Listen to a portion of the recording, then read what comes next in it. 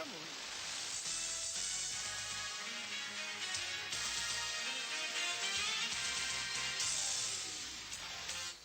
Live from Altavista High School, it's time for high school basketball, bonus basketball here at the Jeff Cocke Memorial Invitational, the old Christmas tournament at Altavista High School. It's the Brookville Bees taking on the Robert E. Lee Fighting Lee Men. I am Kyle Hoehne. With me, as I won't say always, but as regularly, my good friend, esteemed colleague, the one, the only, Bob Alvis. Bob, we had a lot of fun last night. We decided to just go ahead and do it all again over tonight. Yeah, I don't know. Good friend. Let's not get crazy here, Kyle Hoehne. I know it's the Christmas season, but let's lay it on a little thick early. This should be a good one. Robert E. Lee coming off a tough loss last night to the Colonels, and Brookville wants to keep that positive momentum on their side. They won by 10 against Heritage, Kyle, but I think we could go back and forth. Was it that close? Was it not that close? Brookville looked good. Brookville did look good, and I actually had to correct myself. I said nobody wanted to seize that game and make it their own. The Bees did just that, especially in that third quarter, didn't it seem, Mr. Alvis? They really stepped up their efforts, and they just we both said it at certain points last night. Bees did not make a lot of mistakes last night. Didn't do anything particularly great, but they were not deficient in any one area. Played solid all the way around. What I liked is not only did they take the punch, they fired the punch back in that third quarter. This is the Subway pregame show. You always eat fresh at Subway. Before we hear from both coaches, which we will do, Bob, let's talk about our Subway experience tonight a little bit. I went with the egg white flatbread, which I've been doing a little bit more lately. Dean Hubbard giving us a hard time about something. I don't think it's about Subway, but what'd you do over there? You do one of your regulars? I went to chicken, bacon, and ranch. I love you can never lose with that, and as always, there's opportunities for free subs with the Reach app. That's right. The Reach app still going on. If you sign up, you get a free 6-inch sub. Bob claimed his tonight over there. That's REACHT, the Reach app. We're going to ask you some questions on there later on pertaining to high school basketball in the area. We got your player of the game picks last night. And, of course, Bob, let me also mention we wouldn't be here if it wasn't for Rehab and Associates on Timberlake Road. We are Physical Therapy Rehab Associates of Central Virginia on Timberlake Road.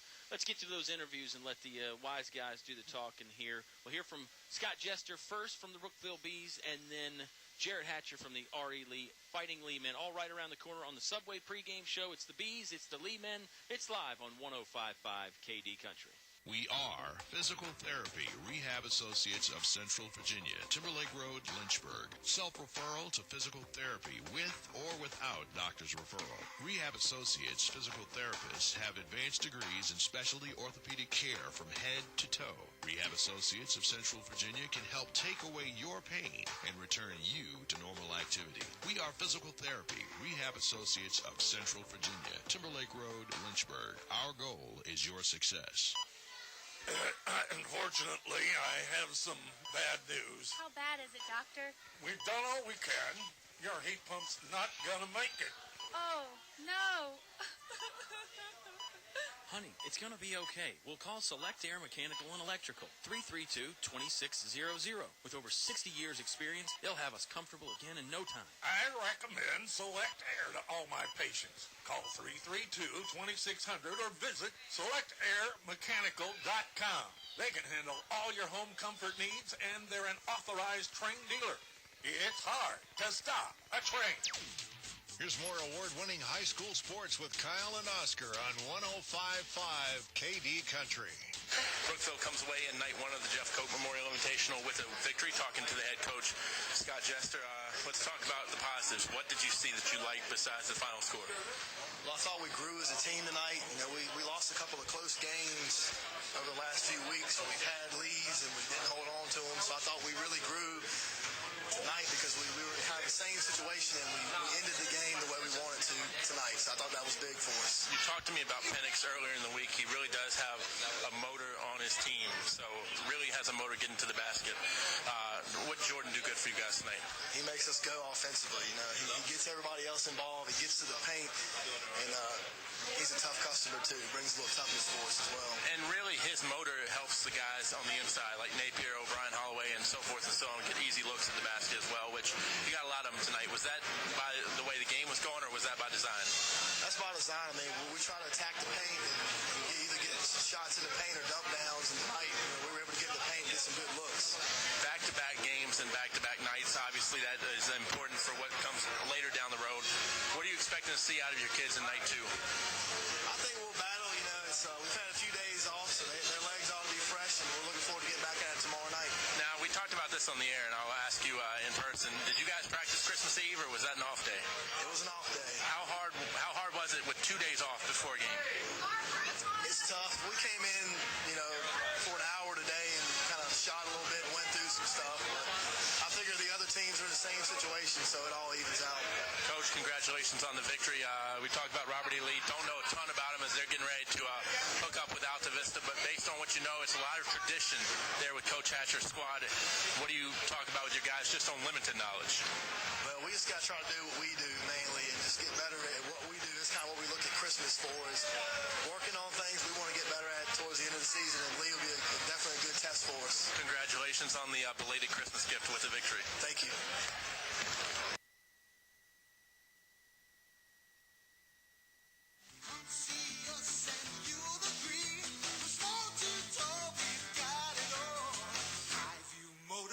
GMC. Come on in, bring the family, see your friends at Highview Motors. Highview Motors, GMC. From small to tall, we've got it all. Highview Motors, GMC. Is there a painting project on your to-do list? English's Home Center has added an additional line of paints. English's features Pratt & Lambert Lifetime Warranty Red Seal Exterior Paints. Choose from hundreds of stunning, beautiful designer colors. Pratt & Lambert interior or exterior paints. Value price to save you money. Pratt & Lambert paints. Never compromise. English's is your complete home center. On North Main Street, Altavista. Here's more award-winning high school sports with Kyle and Oscar on 105.5 KD Country. No rest for the weary. Robert E. Lee will get Brookville on Saturday night, talking to the head coach of the Lehman, Coach Jared Hatcher. And let's talk about Altavista first. What did you see that you liked?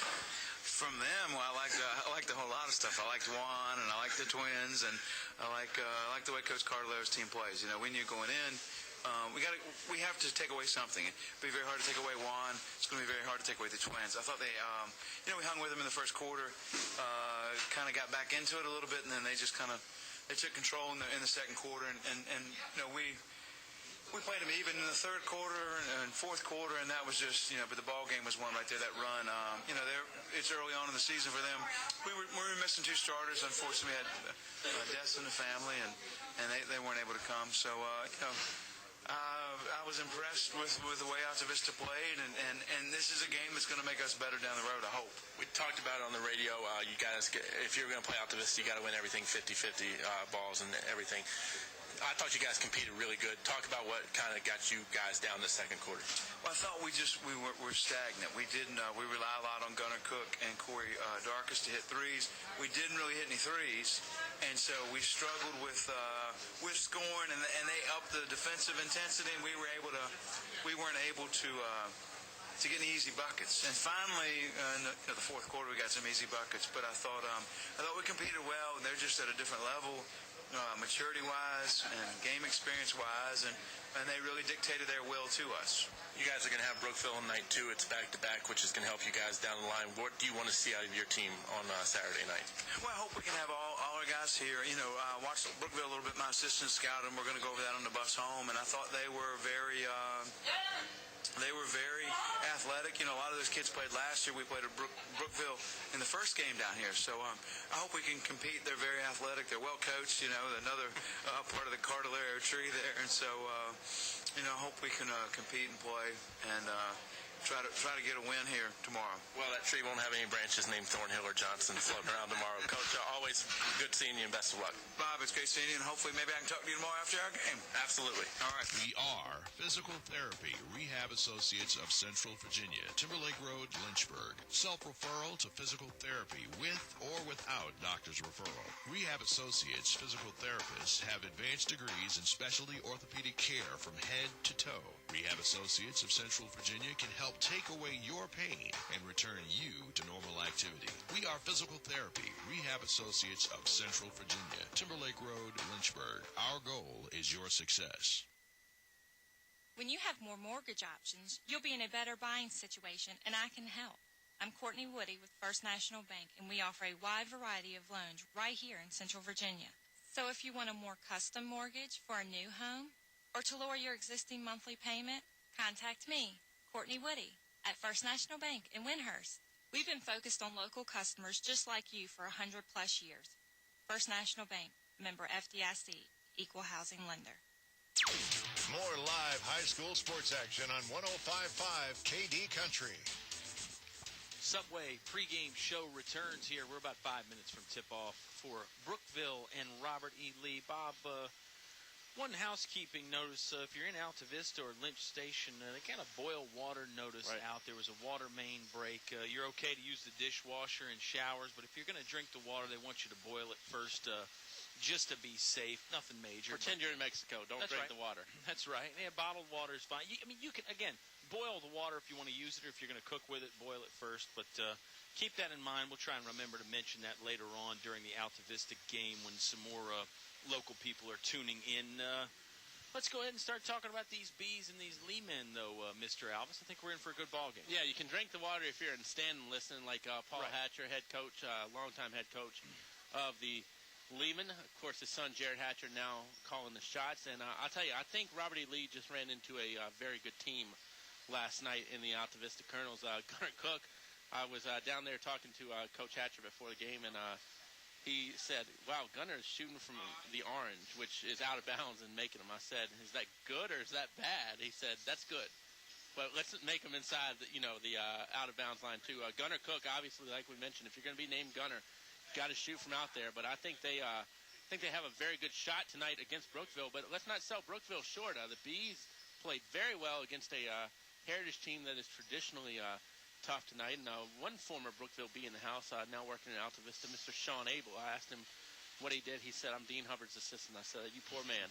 So basically, always good to make a new friend, like we said, Sean Abel here. And Brookville, Scott Jester, I think, is wanting to see just as much competition from his guys last night tonight because they played very well. Yeah, they did play well last night, Bob. We can't forget that. New day here tonight, new opponent. The style is going to be a little bit different with Robert E. Lee.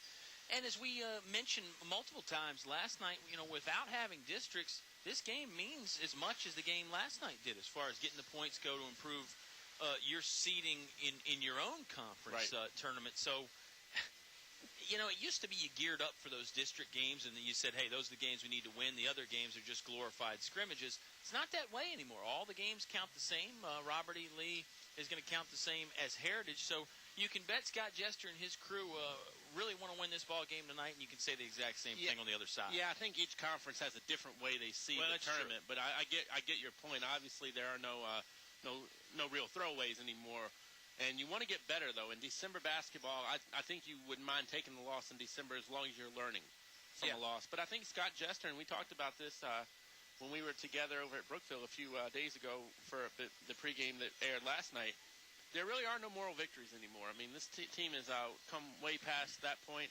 They have picked up 2 victories against William Campbell this year, coached by Brandon Barksdale, and they're going to have a decent squad, too, down there in Naruna. But tonight, a very good test against Robert E. Lee, and Robert E. Lee has gotten some good victories under their belt.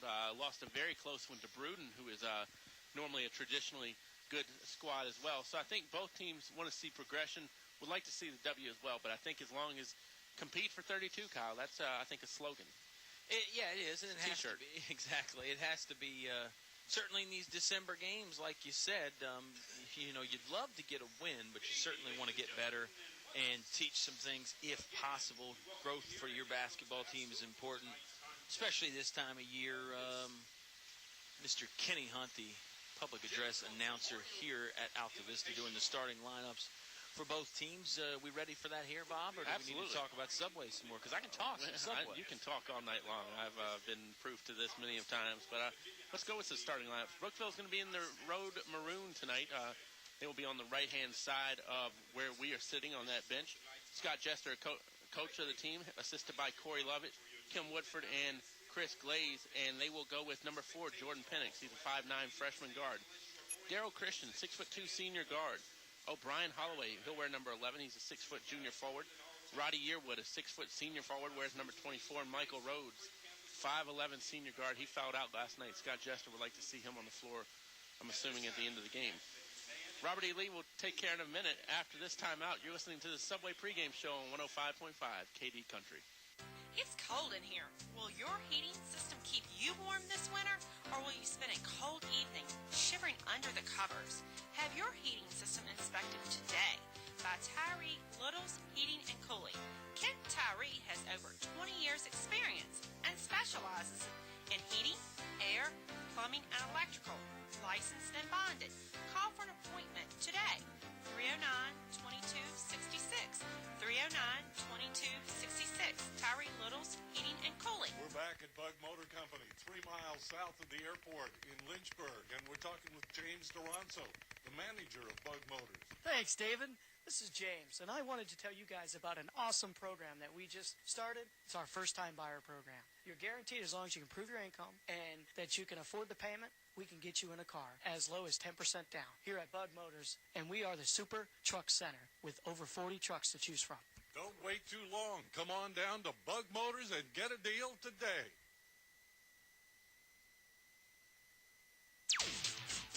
Back to the press box for high school sports on 105.5 KD Country.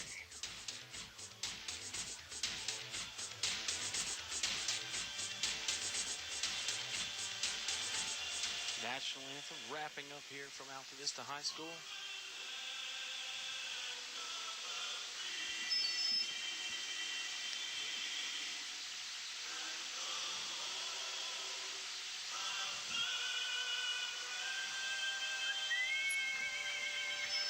It's a little in-between version of the Whitney Houston and, just the normal instrumental that you'll hear. Not the extended play, but it was a long play maybe. Bob Alvis, Kyle Hoehne here with Wasn't you. as good as Kenny Hunt yet. No, absolutely not. I'm still, I've requested that on iTunes, by the way. But let me go over Robert E. Lee lineup, which I'm sure a lot of people are requesting. They will start number 2, Darius George. He's 6'4", sophomore guard. Gunnar Cook, 6'4", junior. He's going to wear number 30 tonight, Kyle, so be aware. Herlick Williams, 5'9", sophomore guard. Leon Johnson, 6'1", junior forward, and Casey Taylor, 6'2", junior forward. 4 seniors on Robert E. Lee's teams: Malik Porter, Corey Darkus, Q Harden, and Caden Crawford, who we all saw last night. But I think you've got to like the nucleus of the youth as well. Yeah, Robert E. Lee, the youth that they have, you're talking about 2 6'4" guys in Darius George and Gunnar Cook. Neither one of them a senior. Cook a junior, George a sophomore. So there is some nice youth for them. Same way on the other side for the Bees. I think we were both impressed with Jordan Penix. He's just a freshman. Holloway's a junior. Yeah. Napier's a junior who I like.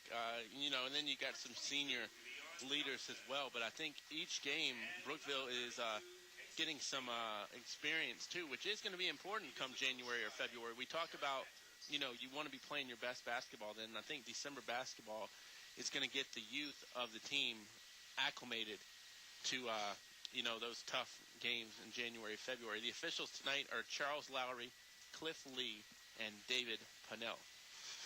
Good group of officials. Of course, Cliff Lee, Coach Mike Sharness back during football season calls Cliff Lee the mayor here in Altavista because he says he knows everybody. And you see him talking to some folks in the stands. Cliff Lee, a football coach for the Colonels, but also a very good official. And the Bees are already out there at midcourt, ready to jump there in the Redskins look. Right. That's what they've got. They've got the Redskins colors, Bob. How come we've never pointed out that before? Maybe we have. Yeah, they're close to equaling the win total so far already this season. A lot of people probably don't like that.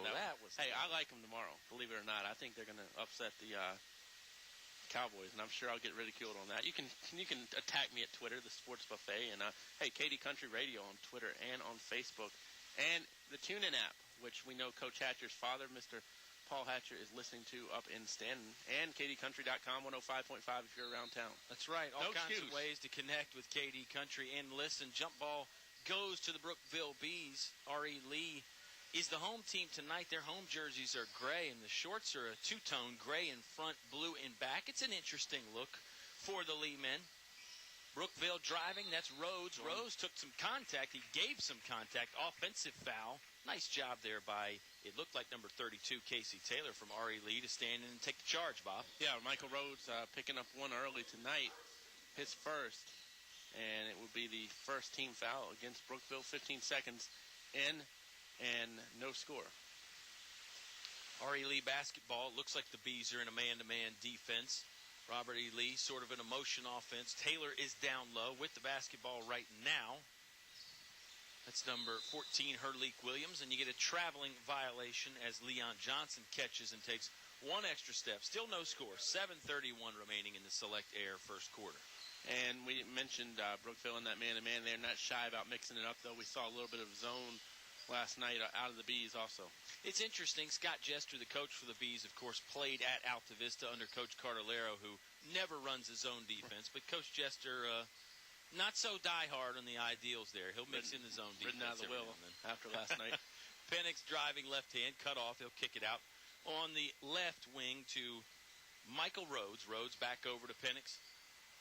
Robert E. Lee looks to be in a man-to-man defense. Sagging back off the basketball a little bit. Now it's number 10, Daryl Christian, with the ball for the Bees.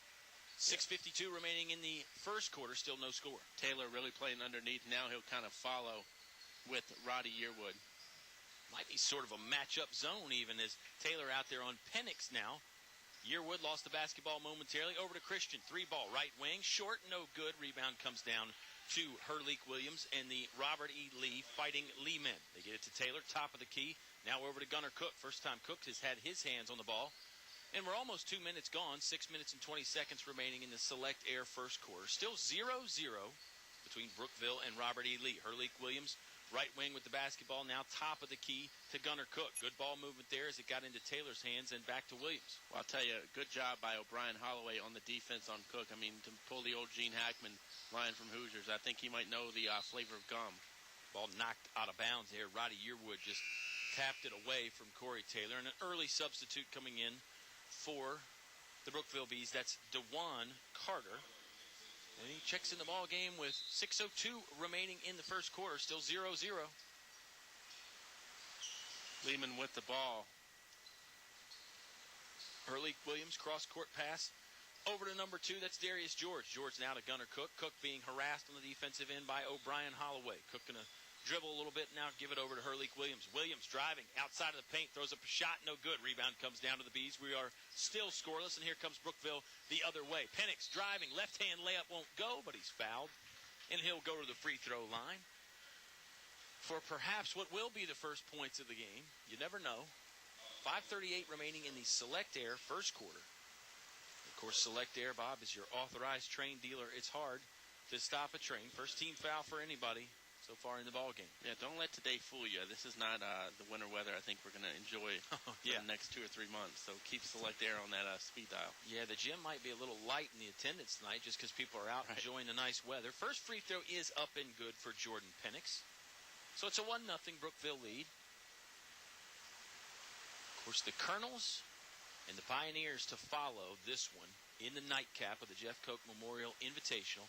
Something we're all looking forward to. Second one goes down for Jordan Penix as well. 2-0 Bees lead. Been a while since they've squared off with Heritage and Altavista. Yeah, it's going to be good to get that old rivalry going again. Leon Johnson inside. Two-handed shot won't go in. Rebound comes down to Taylor for the Lee men. His next effort won't go in. There is number 2, Darius George, with the stick back, and he will get some points. Number 2 ties it up at 2 for Robert E. Lee. Yeah, I was going to say what I like on Robert E. Lee right there. Never brought the ball below the waist. Penix will try a 3. Left wing, no good. Rebound is up. Offensive board by the Brookville Bees. That's DeJuan Carter. Carter had it taken away from him by Casey Taylor from Robert E. Lee. The Fighting Lee men go the other way. 4:50 remaining in the first quarter. Tie game 2-2. Altavista keeping a keen eye because they're going to match up with the squad in red later on this year. Very true. Foul underneath the basket.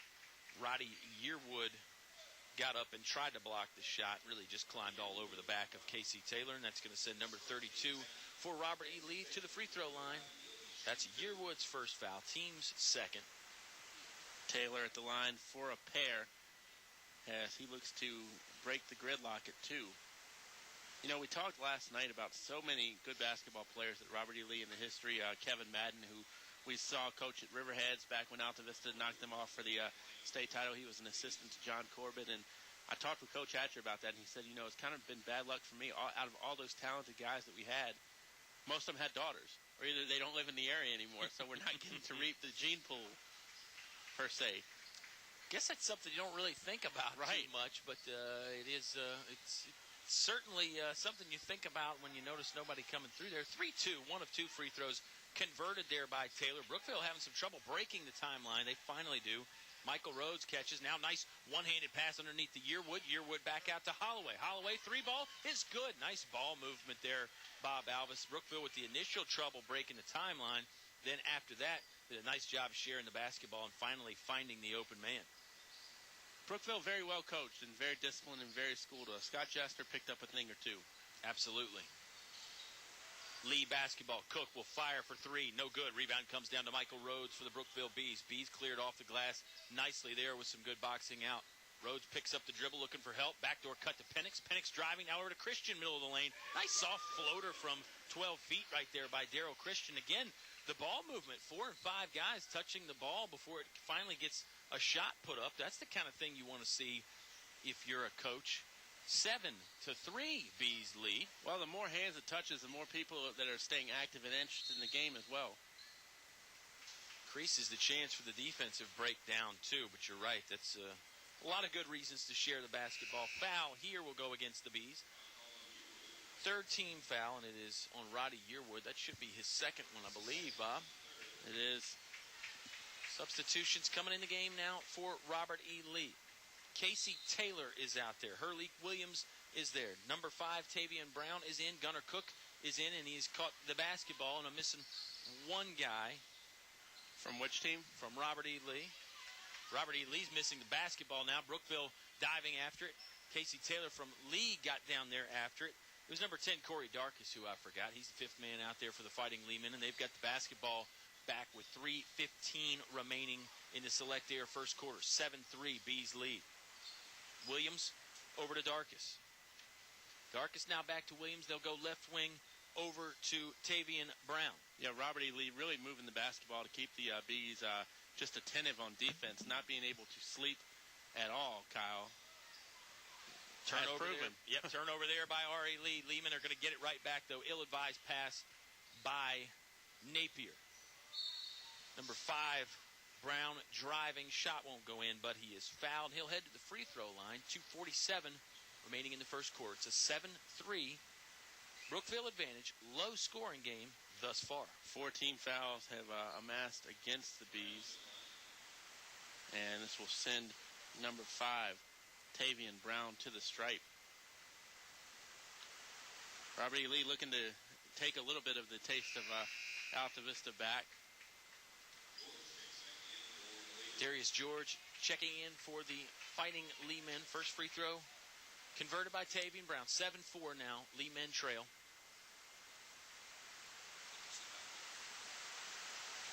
Brown, couple dribbles, getting ready to put up the next one. Brown, a left-handed shooter. We've seen a bunch of lefties in these 2 days, Bob. Yeah, think of some other ones, but trust me, they're out there. Free throw no good, but it's rebounded by Darius George. He just trots it back out to the perimeter for the Lee men. Now they'll hand it off to Tavian Brown. R.A. Lee going to reset the offense. Motion look. They get it in the hands of Corey Darkus on the left wing. Now down low to Taylor. Taylor puts up the shot. Took some contact. No whistle. Shot goes in. Make it a 7-6 Brookville lead now as Robert E. Lee has climbed back to within 1 point. Full court pressure here. Rhodes going to try and get by it. They will. That's Holloway on the near sideline from us. Dribbling to the middle. Ball trickles over to Jordan Penix. Penix, 3 ball. Good. The freshman lighting up the nets right here early. 10-6 Brookville as they extend the lead at the hands of Jordan Penix. Bees have gotten out to a quick early start, and I think Robert E. Lee is I don't want to say shell-shocked, but I think they're a little bit stunned by this early development. Playing back-to-back nights is difficult sometimes, and it's certainly more difficult when you go down early. Granted, they're only down 4. Right.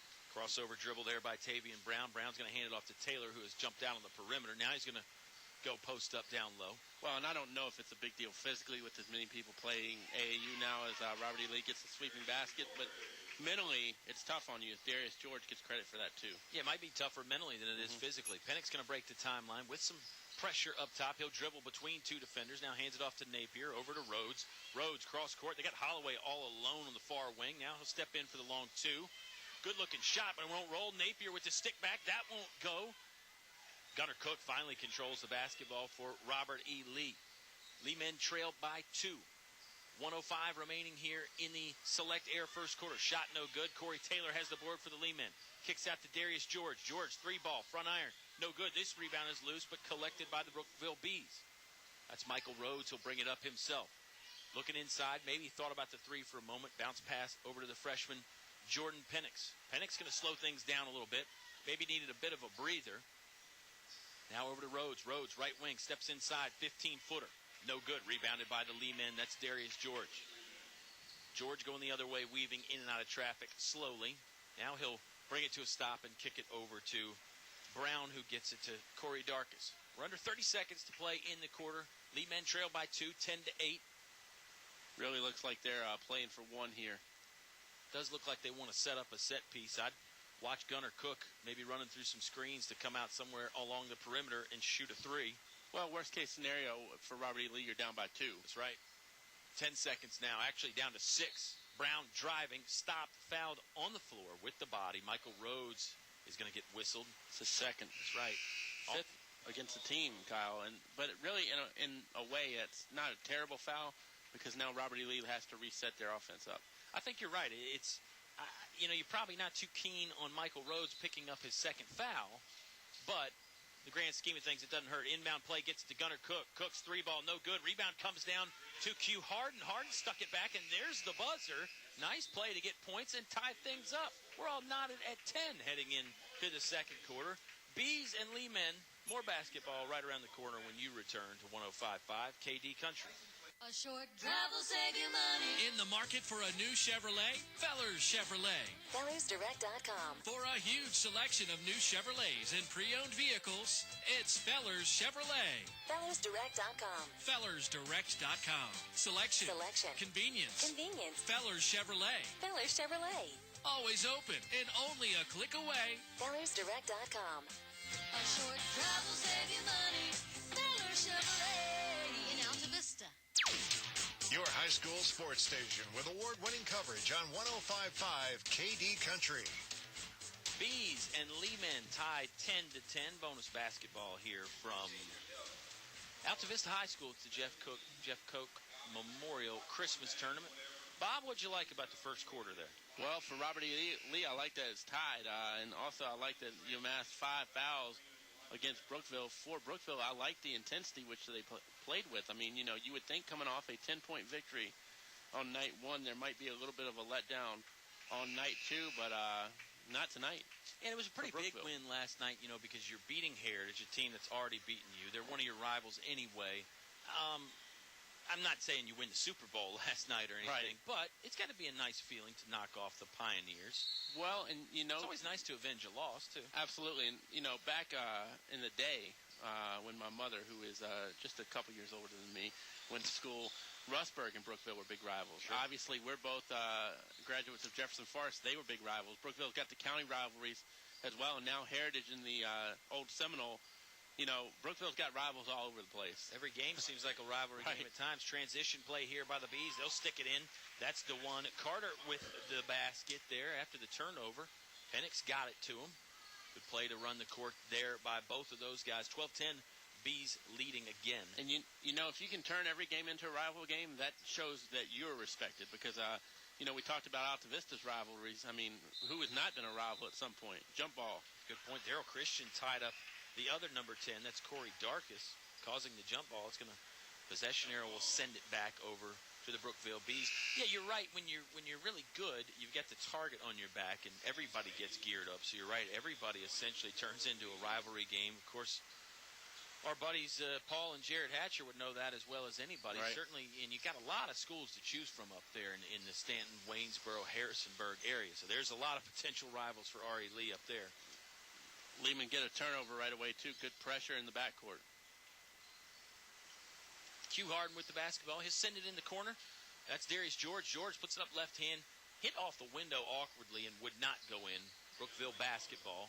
And I think some of the rivals also turned personal, and I don't mean that in a bad way. I'll explain what I mean later at a slower time. Yeah, Bees have it inside. That's number 32, Sam Slade, who has checked into the game for his first action. Sticks it in. Nice job to find a little bit of space. Really, it was directly underneath the basket. Managed to get it in the hoop. 14-10. Bees lead now by 4. Gunnar Cook has it. Low post. Going to hit a fadeaway jumper. In and out, no good. Rebounded by Brookville. That's Daryl Christian. Brookville was up 10-6. Ari Lee answered. Now Brookville's reeled off the next 4. Kind of eerily similar to what happened last night. Jordan Penix has it. Left wing, couple dribbles. Boy, Penix plays fast, too, and he's just a freshman.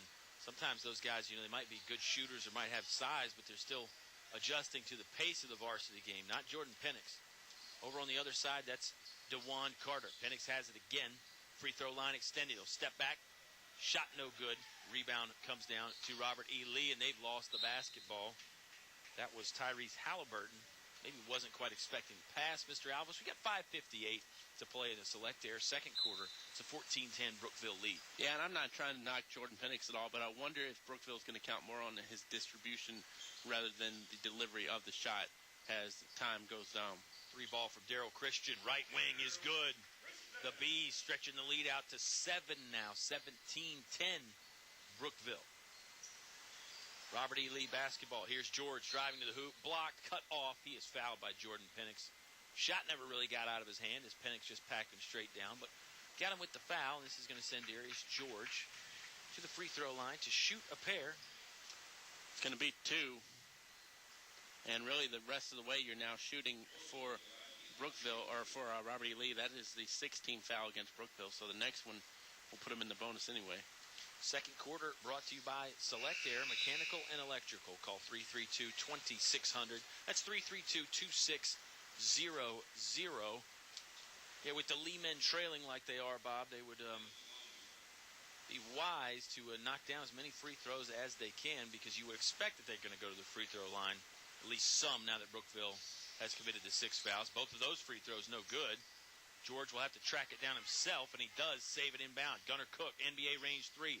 Back of the iron, no good. Long rebound is still loose and controlled by Robert E. Lee. Good scramble for it. Brown driving. Nobody wanted to pick him up, and he is fouled while driving. Let's see if he was in the act of shooting or not, Mr. Alvis. You've got to wonder, is that a shot that they would rather Tavian Brown take? He had clear view to the lane and dished off to his left, but he will go to the line for 1-1. I know what you mean. Shot selection, sometimes I'm sure it makes coaches scratch their heads. It makes broadcasters scratch their heads. Heck, it probably even makes players scratch their heads sometimes as well. This shot will rattle around and finally fall down. Stayed up above the cylinder for a full second before it fell down in for 1 point. 17-11. Brookville still in charge. Second free throw on the way for Tavian Brown from Robert E. Lee. Brown's a 5'10 junior guard. Takes a lot of dribbles on that free throw line. Well, Jester being a former player and Coach Hatcher being a very good friend, I don't know if that was the friendly role and why it doesn't kind of get the family role. Yeah, exactly. On that one. 17-12 our score, Kyle. Both of them go down. Brookville going to have to deal with a full court press again from Robert E. Lee. They have broken it. Holloway just trots it across the half court stripe for the Bees. 3 ball up by DeJuan Carter. Back of the iron, no good. Wow. Daryl Christian skied up there for it. He grabbed it, but he was tied up by Darius George. And they'll call it a jump ball. This time the possession arrow favoring Robert E. Lee. Casey Taylor checking back in the game for Robert E. Lee. R.E. Lee, 4 of 8 so far from the stripe. That is truly 50%. Brookville, I got that wrong 2 of 2, right, yeah. Trying to help you out. Appreciate that. Corey Darkus has checked back in the game for Robert E. Lee as well. On the court right now for the Brookville Bees, Daryl Christian, DeJuan Carter, O'Brien Holloway, number 34, Austin Robinson, and Jamil Napier. One of the first times we've seen Austin Robinson tonight, Bob. Maybe the first turnover by the men. Don't believe we saw him last night. I think you're right. Either. Robinson, stockier build, 5'11". He is a senior. Not really, I don't know if there's such a thing as a short 5'11", but it's not really a towering over anybody, but really kind of got a solid frame. Got it in the corner momentarily and then passed it right back to DeJuan Carter. O'Brien Holloway driving. They'll kick out to Robinson. Robinson Good chest pass feed to Daryl Christian. Christian spin move. Right-handed floater won't go in. And the rebound comes down to Herleek Williams. That basketball is tipped away in transition. O'Brien Holloway comes away with it for the Brookville Bees. And Robert E. Lee needs to turn that into a recognition play. That was not a good pass, as the numbers were not with the Lehman, as Holloway sinks in too. Yeah, Holloway, nice floater from about 10 feet, middle of the lane. 4:18 left to play in the second quarter. It's a 19-12 Brookville Bee advantage. Tavian Brown lost it momentarily. They're going to call him for the double dribble. He thought maybe it got tapped away by a Brookville defender. Officials thought he picked it up on his own. Robert E. Lee is almost midway through this quarter, 10 seconds shy of the midway point, and they have not had a field goal. They had the 2 points, but they both came from the stripe, so no field goals for the Lehman. And I think if you're Scott Jester and crew, you've got to be happy with that defense. Well, that's what I was just going to ask you. You think it's more of what Brookville's doing on defense, or you think it's R.E. Lee's struggles on the offensive end? I'm going to go with A on that. Brookville's defense, I think, right now is making that offense struggle. Bees have gotten some steals and some takeaways when they needed them. Penix, top of the key, 3-ball, no good. There's Austin Robinson battling for the rebound. Lost it, though. Robert E. Lee's going to come away with it, and the Lee men are headed the other way. Number 1, Caden Crawford in the game now. His 12-footer won't fall down from the baseline. And the rebound comes down to Brookville. That's the other reason Brookville is not giving up many points. They're doing a nice job cleaning the glass and not really allowing R.E. Lee many second chances, Bob. Nor high percentage shots, Kyle, right there. And, I think the other thing, just noticing the body language, which I love to, it's one of the few languages I actually speak. But Robert E. Lee just does not look like they have a lot of confidence right now in those shots, and facial expressions as well are kind of giving that away. I would agree with you. They don't look like they've got a lot of positive vibes going right now. They don't trail by that much, only 7. It's a 19-12 Brookville lead. Bees having a hard time getting it inbounds underneath their own basket. They finally do. Holloway with a pump fake. Now he dribbles, just standing on the right wing three-point line. They'll kick it back up top to Penix. Penix going to reset everything. He's about 3 feet in front of half court. Now one pass, gets it back over to Holloway, left wing. Jamil Napier down low. Good ball movement here. Austin Robinson had it. Those passes had some mustard on it. They were not just the old, lobbing it over. I mean, they were slung. You can tell that this Brookville team practices passing. Yep. You can tell it's part of their daily routine. I'm not just talking about getting the balls out of the rack, that passing. Right. I'm talking about it's actual drill work being done. That shows. Bounce pass there. Now over to Jordan Penix. Penix will just back it up with the dribble. It's an underrated portion of the game. Certainly is, especially in this day and age. Penix going to think about a 3 from left wing. Now Holloway will try the 3, and that one's good. No, they'll call it 2. Foot on the line. Bob Alvis saw it just as the official did. 2:30 remaining in the half. It's a 21-12 Brookville Bee lead. And I'll be honest with you. I mean, I know this is probably chicken and egg or, whatever, but I'd rather have a good passing team than a good dribbling team, because if you can move the ball that quick, that's my point of it. If you can move the ball quick and keep the defense guessing and keep them looking around, I think you're going to have some success. Yeah, you make a great point. I mean, the pass is, as we said, it's probably undervalued now. And it's strange to say that something so simple and something that's such an integral part of the game could be undervalued, but I think it really is. R.E. Lee basketball on the baseline. Got 2:15 left to play in the Select Air second quarter. Lee men trailing by 9. There's George skying to the hoop, took some contact. Basket goes down. It'll count. It will count. Wow, he just really seemed to levitate in the air there, floating along with the finger roll. It's almost like you didn't think he could get to the basket that quick. The foul is against Holloway. Darius George is a 6'4" sophomore. He's wiry. And he did just seem to float, and you're right. It looked like he was going to land a little bit short of the hoop, but really almost put his fingers in the basket on the finger roll. Here comes the free throw. It's up and good, so old-fashioned three-point play converted by Darius George, and Robert E. Lee has inched back a little bit closer. They trail 21-15, 2:10 remaining in the half. Bees break the full court pressure again. That's O'Brien Holloway. Going to kick it out to Christian. Christian, 3-ball. Front of the iron was short. No good. Rebound is loose. Now controlled by Robert E. Lee. Quick shots right now are helping Robert E. Lee, and Gunnar Cook for 3. I was about to say the Lehman heating up in the Select Air second quarter. See what I did there? Yeah, I liked it. Rebound or shot by Gunnar Cook was no good. Lee men have got the basketball back after a quick Brookville turnover. Another 3-ball attempt on the way for R.E. Lee is no good. This one controlled by DeJuan Carter from the Brookville Bees, and now Brookville's finally got it into their side of the front court. If we had a shot clock, it would not have been needed on that last possession. Robert E. Lee really firing up some quick ones. Absolutely. Nice look down low to Carter, but he can't finish the close one, and rebound to R.E. Lee. Whistle blown there by the officials to stop play, and I think Darius George, number 2 for R.E. Lee, is a little banged up. The official saw that, and he's going to give him a free pass to sit out. The ball didn't go out of bounds. Play didn't stop. Right. I guess the official noticed that George was hurt. Maybe even George said something to the ref. It's a solid crew out there. I mean, these guys have watched a lot of basketball. They've either coached or they're related to a coach. So, I mean, there's a lot of knowledge on that floor. Certainly is. Gunnar Cook with the basketball, right wing. I think the officials done a great job in all 3 games we've seen so far. Oh, nice tip in there by Brown, but it won't go. This one tipped in again, and I think it was number 1, Caden Crawford, that got his fingertip on it. Sent it in. I'm going to give it to Crawford as well. Kenny Hunt, not so sure, and I don't blame him for not siding with us. 21-17 the score. Somebody got the points for Robert E. Lee. Shot no good by the Brookville Bees. Here come the Lee men the other way. This basketball knocked away, loose. Scrum for it. Daryl Christian comes out of there with Brookville. 1-on-2. He doesn't have the numbers. He'll try for it anyway, and he's fouled in the act of shooting. Robert E. Lee really bailed him out there. Foul, I think, is going to go against Porter, but it's not. I'm wrong. It's going to go against Darkus. Yeah, Corey Darkus and Porter were both there underneath, and Daryl Christian had a full head of steam. It's only Robert E. Lee's second team foul. Wow. 38.4 seconds left. Emotional for me, Kyle. Take it. I know it is. 18 fouls on the other side for the Bees. 38.4 seconds remain in the select air. Second quarter.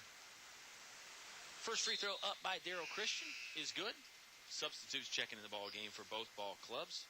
That's Sam Slade back in there for the Bees. Always fun to have the Jeff Cocke Memorial Invitational. Wish it didn't have the name, obviously, but we talked to Coach Cardellaro about Jeff Cocke, and you'll hear that in the pregame of the Altavista Heritage game. Second free throw good by Daryl Christian. Yeah, Coach Cardellaro had a lot of great things to say about Jeff, and then you asked him about some of his favorite Christmas tournament memories, because we think this is the 10th or 11th year that we've been doing the Christmas tournament. And a lot of people had a lot of good things to say about Jeff. I mean, it wasn't just Mike Cardellaro. Lee men driving. That's Tavian Brown with the offensive foul. Just a little bit too much of a push off there. The referees didn't like it. Whistled him for it. Brookville basketball with 24.7 seconds left. Brookville with the 23-17 lead. Couldn't fault them for holding for the last shot here. Well, stranger things have happened, but I'm going to say the Bees are going to be leading at half. I don't think it can be that strange. Yeah, I don't know if it's going to be that strange either. Down to 10 seconds, so it's going to be really strange now. Penix dribbling, going to use a screen from Napier. Double team momentarily, lost the basketball. Holloway has it, looks at the clock, 3 seconds. Slade, 3 ball, too strong, no good. Gunnar Cook grabs it. He will try a buzzer beater, but he didn't get it off in time, and it was no good anyway. We have reached the Subway halftime show. Brookville leading R.E. Lee 23-17 on 105.5 KD Country. English Construction Company has been in the building business since 1909, so it's only natural that they appreciate the building process. They recognize the fact that organized sports programs build character as well as bodies and minds. They know that high school sports build our youth into more well-rounded and more productive adults. English Construction Company is proud to be a sponsor of high school sports and salute all athletes, coaches, and teachers. A word of praise and encouragement from English Construction Company with offices in Lynchburg. Finch and Finch Funeral and Cremation Service. A family serving families since 1905. Personal, memorable memorial moments, celebrating life and more. Pre-arrangements with confidence, trust and care from our family to yours. Finch and Finch Funeral and Cremation Service. A family serving families since 1905. We are Physical Therapy Rehab Associates of Central Virginia, Timberlake Road, Lynchburg. Self-referral to physical therapy with or without doctor's referral. Rehab Associates physical therapists have advanced degrees in specialty orthopedic care from head to toe. Rehab Associates of Central Virginia can help take away your pain and return you to normal activity. We are Physical Therapy Rehab Associates of Central Virginia, Timberlake Road, Lynchburg. Our goal is your success. Now back to the action with Colonel Sports on 105.5 KD Country. Bonus basketball on 105.5 KD Country. The Altavista Colonels will be on, but we got one more half of our opening game to play between Brookville and Robert E. Lee of Stanton. Bob Alvis, the Bees leading 23-17. It was a good first half. Tie ball game 10-10 at the end of the first quarter, and then Brookville obviously outscoring R.E. Lee by 6 there in the second quarter. These Bees, they continue to impress. They are impressing me anyway. Easy for me to say. Yeah, I'm going to add on to my bad puns for the evening. They are really swarming the ball defensively tonight, really getting after Robert E. Lee. And I think Robert E. Lee has had some good looks, but maybe that's the reason, too, for the quick shot, because maybe they're thinking, I don't know how long that look's going to be good for. Sure. But definitely Brookville off to a good start, and Scott Jester's squad, I'll tell you what, even from day one when he took over, the one thing I've really noticed out of those guys is they compete, and they compete hard. And I'd rather have a coach that can instill early on hard playing than, wonderful X's and O's, because that can come. But just getting them to play hard is huge. I would agree. I mean, the energy that you need to be successful out there on the basketball court, very important. There's a bunch of different tactics that'll work. You can use the zone. You can use the man-to-man. You can use a combination. But you're right. It's the energy and getting after it and doing those little things. You're right. Very important. Scott Jester, underrated coach, I think, in my opinion. Right. That leads us to our Reached app question that we've put out there for you fans to chime in on. Who's the best coach in the area? Scott Jester, one of the options. Mike Cardellaro, one of the options. Roy Roberson from EC Glass, an option. Brantley Shields from Rustburg, an option. It's the Reached app. Gives you a chance to tell us what you think. REACHT. Download it from your app store. We got some good response last night, Bob. Player of the game. Most everybody thought it was Juan Thornhill. There were some Michi Malvac fans in there as well. A lot of people picked other. You and I were trying to figure out who they might have picked for the Altavista Colonels, but and had some good response on who your favorite local basketball team is, and hopefully we'll get some good response on this one. A lot of people normally feel safe taking the field, but I think last night Juan was probably the best. I'll tell you another question that I think is solid is who are the best sub-artists in town, and I vote for Carly and Tierra down there on Main Street. They did a bang-up job on the chicken, bacon, and ranch night. Eleanor Hoehne made the good choice of cookies. I should have made that choice as well. I'm regretting it now. But, Subway will cater, and today was a big one with former Altavista player Jarrell Jordan and former head coach at Gretna Robert Prunty on the losing end as Cincinnati fell to Virginia Tech. So Virginia Tech plays maybe their best football in the bowl game. Go figure. But still many bowls left. Yeah. Still many chances. If you are an alum of Michigan State or Iowa or whoever, Robert would probably Tennessee, be happy to cater your party, and if you ask nicely, he might even sit down with you and watch for a couple minutes. Well, and it's interesting that you brought up Subway and Jarrell Jordan, because if you remember when Jarrell signed to go to the University of Cincinnati, he had the signing there in the Main Street Subway. Right. So it's perfect. It all ties in together, and of course, Bob mentioned it, perfect for the bowl season. Box lunches, sandwich platters, cookie trays. The options are really endless, and Robert and his gang will do it all. They'll take care of you. This is the Subway halftime show. 23-17, Bees lead. Time out here. We'll talk about this one some more. Maybe preview that Altavista Colonel Heritage Pioneer matchup. You got to tune to the right place. High school basketball. It's all on 105.5 KD Country. Unfortunately, I have some bad news. How bad is it, Doctor? We've done all we can. Your heat pump's not gonna make it. Oh, no. Honey, it's going to be okay. We'll call Select Air Mechanical and Electrical, 332-2600. With over 60 years experience, they'll have us comfortable again in no time. I recommend Select Air to all my patients. Call 332-2600 or visit selectairmechanical.com. They can handle all your home comfort needs, and they're an authorized trained dealer. It's hard to stop a train. No one knows trucks like we know trucks. Come see us and you'll agree. From small to tall, we've got it all. Highview Motors, GMC. Come on in. Bring the family. See your friends at Highview Motors. Highview Motors, GMC.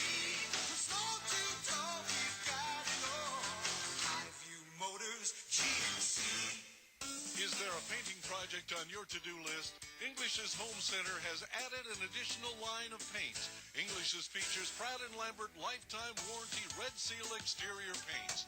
Choose from hundreds of stunning, beautiful designer colors. Pratt & Lambert interior or exterior paints. Value price to save you money. Pratt & Lambert paints. Never compromise. English's is your complete home center. On North Main Street, Altavista. Your home for Colonel sports coverage. 105.5 KD Country. Subway halftime show returns. Both teams have returned from the dressing rooms, and they're out doing a little shoot around here. Bob, what's we'll talk basketball this segment. At least we'll try to. That's hard for us. We get off track very easily. What do the Lee men have to do to get back in this? I say get back in it. They're down 6. What do the Lee men have to do to win this basketball game? How about that? Let me go boxing on you. No boxing on tonight, by the way, so I'm really in withdrawal. So that's why I have to go with the analogies. Throw some combinations. You cannot throw a punch and then get punched back at this point. I think Robert E. Lee kind of has to get something sustained going. Maybe, what Altavista did to them last night, put on a little bit of a sustained run and put on maybe a couple just to get Brookville on their heels. On the other side, if you're the Bees, I think you keep attacking. They attacked the basket very well last night. They've attacked the basket pretty decently tonight as well. Brian Holloway, I think, is a major part of that. But so is Jordan Penix, because he's the penetrator of this group. And right now, Brookville with the 23-17 lead over Robert E. Lee. And remember, folks, this bonus basketball brought to you by Rehab Associates on Timberlake Road in Lynchburg. We are physical therapy. Rehab Associates of Central Virginia. Self-referral to physical therapy with or without a doctor's referral. Good people over there. Great people. Jackie, Joe, Joshua, Samantha, Courtney, Michael, Perry. I was going to ask, if you had to have your name start with a J to work there. Yeah, it seemed like that for a minute. They're all highly qualified to treat your issues and give you the expert physical care that you need. We are Physical Therapy Rehab Associates of Central Virginia. I like what you said on both ends. I mean, for Robert E. Lee, you can't let Brookville go on any long runs, and that's exactly what you pointed out with. You got to have some combinations of your own and go on some runs of your own. The other end for the Brookville Bees, similar to what they did last night, Bob, they really do penetrate to the basket. They do shoot some threes, but a lot of times it will come off of that penetration. They'll drive and then kick it out, and that seems to be very successful for them. And odd that you would see the team up 6 still in the locker room as we have about a minute left before the second half, according to the scoreboard. Oh, I'm sorry. They're down there. They're not shooting still is what I was referring to. My apologies. No need to apologize to me. Now, I have a question for you. We mentioned the officials tonight, and one of them is Cliff Lee. And you said Mike Sharness refers to him as the mayor.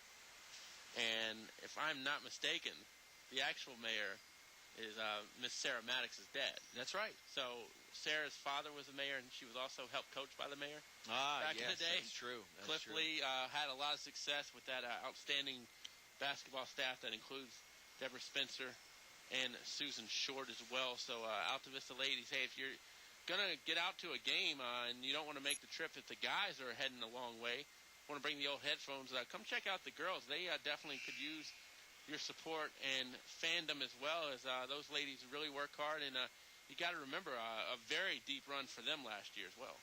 Yes, state semifinals last year for the Lady Colonels. State final the year before that. Coach Deborah Spencer runs a great program, and they always have very, very good, talented teams here. She's a UNC fan. That's the only issue that I have. But I didn't know that. Beyond that, we think alike in a lot of ways. Probably a very good volleyball coach as well. Back to action second half. Yeah, Bees with the basketball, but they lose it momentarily. You're going to get a foul here, and I believe it's going to go against Robert E. Lee. 23-17, third quarter just underway here from Altavista High School. It's the Brookville Bees and the Robert E. Lee Fighting Lee men. Coach Spencer and Coach Short, they can talk to Juan and the twins and Michi about, being multiple sport champions too, as they have a ring in volleyball and basketball. That's a very good point. Those ladies probably in rare company for that. Yeah. People that have won state championships in multiple different sports. Daryl Christian going to try free throw line jump shot, a little too strong. Rebound comes down to the Brookville Bees, though. That's Roddy Yearwood fighting it up. And its shot won't go in. The second chance opportunity, that is, for the Bees. And here come the Lee men the other way. Darius George has it top of the key. Little head fake now over to Hurley Williams. Fans continue to file into the gymnasium here. Imagine we'll have a pretty good crowd like we did last night. Taylor, nice up and under move. Shot won't go in, though. Rebound to Roddy Yearwood in the Brookville Bees. Penix had some trouble momentarily. Now he's across the timeline. 7:20 remaining in the Select Air third quarter. It's a 23-17 Brookville lead. Yearwood, lob pass over on the left-hand side to Jordan Penix. Penix now cross court to Michael Rhodes. Rhodes, top of the key. Three ball is good. The Brookville Bees stretching out the lead, 26-17.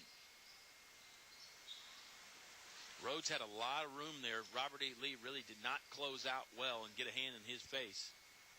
Gunnar Cook with the basketball on the other side for the Lee men. Bleeding kind of continuing here for Robert E. Lee, and really the best way to stop it is with the basket. A defensive stop would be great too, but I think you got to kind of put the ball in the hole. Gunnar Cook now going to go down low and try to post up. Yeah, and the other big man, Casey Taylor, up top, had the basketball momentarily. Now to Hurleek Williams. Williams going to drive. Right-handed shot off the iron. No good. Rebound to Roddy Yearwood and the Brookville Bees. Good rebounding again from Brookville. Penix dishes off to Christian. Christian, one head fake. Looking for somebody to pass to. Now he's in trouble. And Scott Jester wants to bail him out with a timeout. 30-second timeout. We'll take it as well. Brookville leading Robert E. Lee 26-17. 6.5 minutes left to play in the third quarter on 105.5 KD Country. Businesses today are often focused on keeping their costs down, and we can help. I'm Daniel Wheeler with First National Bank, and we have a long history of offering cost-efficient business accounts. Today, we have a wide range of low-cost accounts for any size business. So just ask us about our business economy checking, small business interest checking, or other smart accounts. For progressive business banking, First National Bank will help you with an extraordinary customer experience. First National Bank, member FDIC, equal housing lender.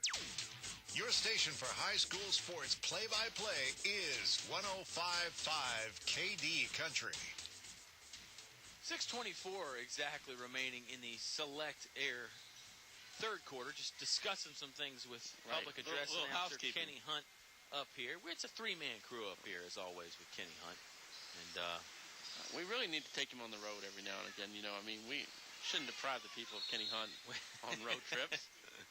Basketball out of bounds. Daryl Christian couldn't find the handle for the Bees, so Fighting Lee men will take the possession.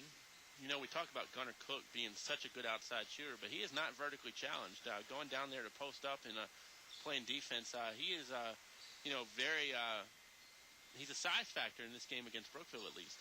Yeah, 6'4". Obviously, he can step outside and shoot the three. Good takeaway by Daryl Christian. Christian going up with the jam. Right-handed from the right-handed post right there. Daryl Christian, we saw him dunk one in traffic last night. That one was just a run out, and he finished it nicely to give Brookville a 28-17 lead. What's the gun double digits now? Yep, Darius George, three ball, no good. Look at Michael Rhodes get in there and tie up the big man Casey Taylor. Jump ball. Possession arrow will keep the basketball with Robert E. Lee. Lehman really need to get on the board. Yeah, down 11 here. Inbound play to Gunnar Cook. 7-0 run if you carry it back to the second. Taylor has it. Free throw line extended now cross court. He'll get it to Corey Darkus. Inside back to Taylor. No good. Rebound by O'Brien Holloway from the Brookville Bees. Interesting spin move that Taylor has, Kyle. It's not a traditional by any means. It almost looks like he's spinning the opposite way of what you would normally think for a spin. Yeah, it seems like he would spin and keep that right hand outside for the kind of prototypical jump shot. This ball batted away. Lee men will come out of there with it. Darkus got his hands on it and deflected it. Darius George now, left-hand dribble, striding to the basket. Ball poked away, and they're going to say he got fouled. This will probably be a shooting foul with 4:55 remaining in the Select Air third quarter. It's a 28-17 Brookville B lead. Lee-men have not scored this quarter, Bob. They're going to say it's actually on the floor, it looks like. Yeah, Lee-men need to figure out a way to get points. They did not get their first field goal of the second quarter until the 4-minute mark. Yeah, they'd scored some free throws in that second quarter, but they hadn't scored from the field in a while. Haven't scored from the field in this quarter or anywhere. Inbound play to Darkus. Darkus wants to try a long three, and that one's good, and they do score some points finally in the quarter. 28-20, your Brookville advantage right now. They had 7 points in the second quarter, and over half of them came from the stripe. 4 came from the free throw line. Christian lost the handle momentarily. Another floater put up, won't go in. Rebound from Corey Darkus and Robert E. Lee. Going to get a foul. Christian and DeJuan Carter are the two culprits, and it's going to be on Daryl Christian from the Brookville Christian, Bees. I'm sorry. Yeah. Sam Slade back in the game for Brookville. On the court right now for Robert E. Lee, Gunnar Cook, Tavian Brown, Q Harden, Darius George, and Corey Darkus. On the other side for the Bees, you've got Holloway, Carter, Penix, Christian, and Sam Slade, who has just entered the basketball game again. Robert E. Lee basketball, 4:20 remaining. Nice up and under move there from Tavian Brown. Finishes with the right hand close to the basket. Now Robert E. Lee starting to get on one of those little mini runs. 5-0. They still trail 28-22. Foul as Christian puts up the free throw line jumper. This should send Daryl Christian from the Brookville Bees. Bees have gone a little deeper into the bench tonight, too. They're going to say this is actually on the floor as well, Bob. No shooting foul here. You're right. Bees have used the bench a little bit more. And again, second game in as many nights for everybody here. Christian skying up, gets it to go, hit front iron, then just sort of trickled over and down. Brookville has 30 now. Last two coming at the hands of Daryl Christian. In the corner, Darkus going to fire another three. This one's no good. Rebound to Daryl Christian from Brookville. He's going to bring it up in traffic. Had it poked away. Probably unwise. Here comes a run out on the transition play. Oh, wow. Tavian Brown can't finish the layup from very close. I'm sure he's not happy about that. Possibly a little embarrassed. He may have got poked in the eye. Tavian Brown doesn't look right. Yeah, Brown might have been best off to take that up when he had the contact coming just to try to draw the foul. He went for the head fake, and jump ball is going to be the call. The arrow is going to stay to Brookville. Yes. I thought the official was asking Brown if you're okay, but appears not to be a I guess he's going to stay out there. major concern. I don't know if he got poked in the eye when he made the pump fake or it was before that, but you could tell something was wrong because, I mean, he was point-blank rage and sent the layup opportunity just completely over the rim. It never even drew iron. Inbound play for the Brookville Bees. Daryl Christian has it. Carter fakes a three. Now back to Christian. Michael Rhodes is back in the game for Brookville. Far sideline. He's bumped out of bounds, and there will be a foul. 3:22 remaining in the third quarter. It's a 30-22 Brookville lead. Brown trying to use the sideline, has an extra defender, but he played more defense on that one than the sideline did. We were tied at 10-10 to end the first quarter. Since then, it's been all Brookville. They have not trailed since then. Michael Rhodes going to inbound right where he was pushed out of bounds. Chest pass over to Daryl Christian. Christian going to pick it up, guarded by Darius George. Now Christian falls over. Couple bodies on the floor. Basketball still loose. DeJuan Carter comes away with it. He can't finish the layup. Sam Slade there on the rebound for the Bees. His pass will get poked away. Little bit crazy basketball here. 2-on-1 fast break. Now it turns into a 3-on-2. And the shot is good by Corey Darkus from the left-hand side. It's not exactly textbook out there. No, Mr. I Alvis. would go beyond crazy to where we're going to the ward. For this one, the white coats are going to have to come because it got more than crazy out there. Bunch of bodies on the floor. Basketball loose again. Robert E. Lee just with a simple takeaway. Pickpocket there from Q Harden. Now they got it to George. George trying to drive the baseline. Shot is up. Shot is in. Took a while, and he took some contact. He'll go to the free throw line to shoot one for the old-fashioned three-point play. It looked like George got hit. Then there was a split second there. He kept playing and put the shot up, and I guess the referee gave him the old-school timeout continuation. You are going to get a timeout on the court. Brookville's going to take it. We'll take it with them. They lead 30-25. 2:42 left to play in the third quarter on 105.5 KD Country. It's cold in here. Will your heating system keep you warm this winter, or will you spend a cold evening shivering under the covers? Have your heating system inspected today by Tyree Little's Heating and Cooling. Kent Tyree has over 20 years experience and specializes in heating, air, plumbing, and electrical. Licensed and bonded. Call for an appointment today. 309-2266. 309-2266. Tyree Little's Heating and Cooling. Here's more award-winning high school sports with Kyle and Oscar on 105.5 KD Country. Bonus basketball here from Altavista High School. Brookville leading 30-26. I mistakenly said 25, Bob. Shortchanged Robert E. Lee 1 point that they already have. Well, they need all of them right now that they're going to get, and Robert E. Lee really mustering a little fight here. Probably make Robert E. Lee himself a little bit proud with the charge they're making. And that's all I'm going to say, because I don't go too deep into history. I know you don't. You you go back 10 years, but maybe 15 on a good night. Darius George going to try and convert the old-fashioned three-point play. Free throw is up and good, and he does, making it a three-point game. First time Lee has had a one-possession game in a while, and maybe that's what had Coach Scott Jester from the Brookville Bees feeling the heat a little bit. Daryl Christian can't get it in bounds. 5-second violation. He was running the baseline looking for some open space. Couldn't find anybody.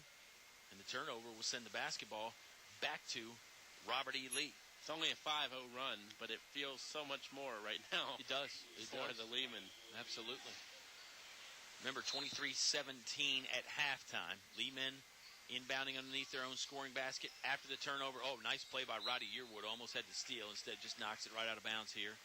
Near sideline from us where the teams are set up. We are up in the press box here at Altavista High School. No better view in high school basketball, I don't think, Bob. Yeah, you don't get to play catch a kernel like you do at some of the places we go where we're on the floor. But yeah, you know me, that's perfectly fine by me. I like having the high look. You know, do. I mean, everybody in college and in the pros is courtside, so I don't know. Maybe that is the way to go. Who knows? Darius George with the basketball, left wing, and a dribble to the middle. Now go back to where he came from. Ooh, wild shot put up, almost went in and out. Sort of a fadeaway skyhook almost. Right. Michael Rhodes with the rebound. He has been very quiet tonight. He has. Got foul trouble again. That limited some of his time. And maybe Coach Scott Jester just trying some different combinations for the Bees. Jordan Penix in the basketball game, passes to Yearwood. Great time to do it, though, in December. I mean, you know, see what you can get and find the right chemistry. Yep, Daryl Christian missed the three, got his own rebound, sticks up another one and gets it to go. Had to fight off a couple lead defenders. And nice job by Daryl Christian to stay after it. Double dribble against Robert E. Lee. That was Tavian Brown bringing it up, and really didn't have any defenders on him, just sort of a self-inflicted wound there. By the way, not everywhere in the NBA and college is on the floor. You're right. You're right. I was going to correct. We'll talk about that maybe on the way home. But I want to hear now. At Cameron, sometimes they're up in the, you know. Yeah, you're right. They're about halfway up. You're exactly right. Oh, Jamil Napier got free underneath. Nice find by Roddy Yearwood to get it to him. Bees stretching the lead back out. They're up 34-27. I really like Brookville's ability to take a punch and then fire some back themselves. Yeah, maybe the well-timed timeout, easy for me to say, by Coach Scott Jester for the Bees really did pay off. Darius George has it. Right side of the lane, puts up a floating right-handed shot, won't go in. Rebound to the Brookville Bees. Here comes Penix. He's just going to try and outrace the defense. Had it tapped away, out of bounds. Ball will stay with the Bees. Substitution will check in. Maybe I should have said well-placed timeout instead of a well-timed timeout.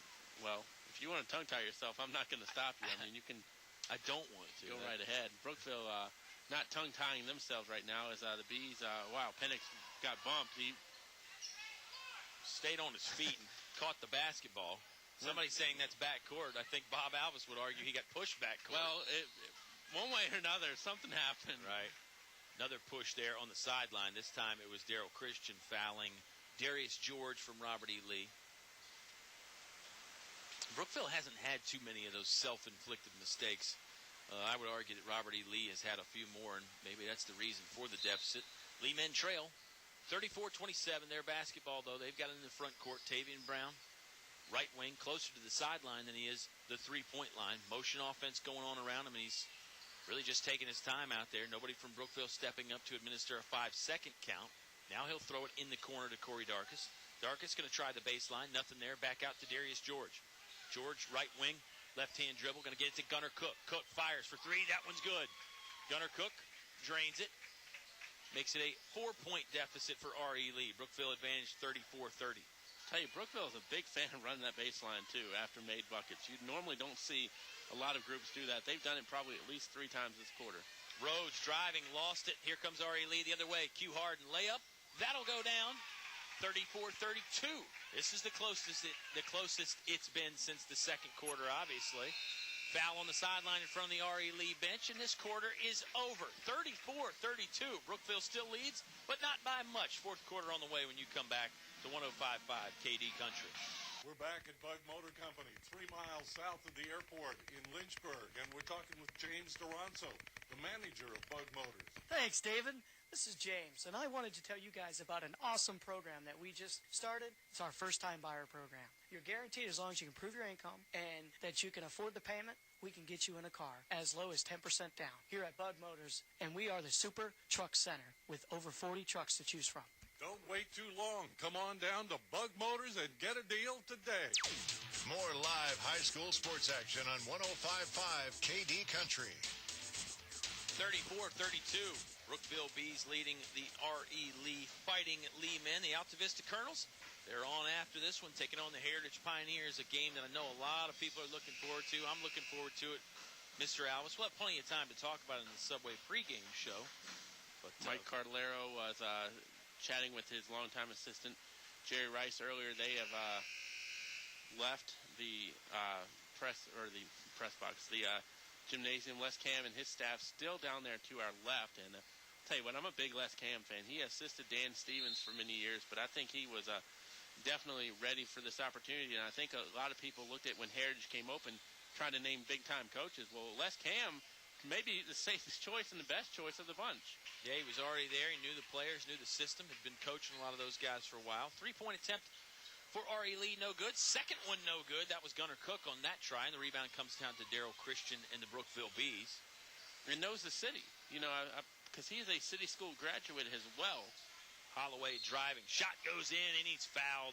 Looked like they're going to whistle number 4, Q Harden, with that foul. Yeah, getting back to Les Cam for the Heritage Pioneers, you make a good point. I mean, you can't underestimate the fact of being a local guy, being around and stepping in there and being able to coach. You know you're going to fight hard for your team and for your school. And certainly has the basketball knowledge, too. Yeah, and it's really kind of become, with Lynchburg City basketball, I think the state of it is fairly good right now, just with the way things are going.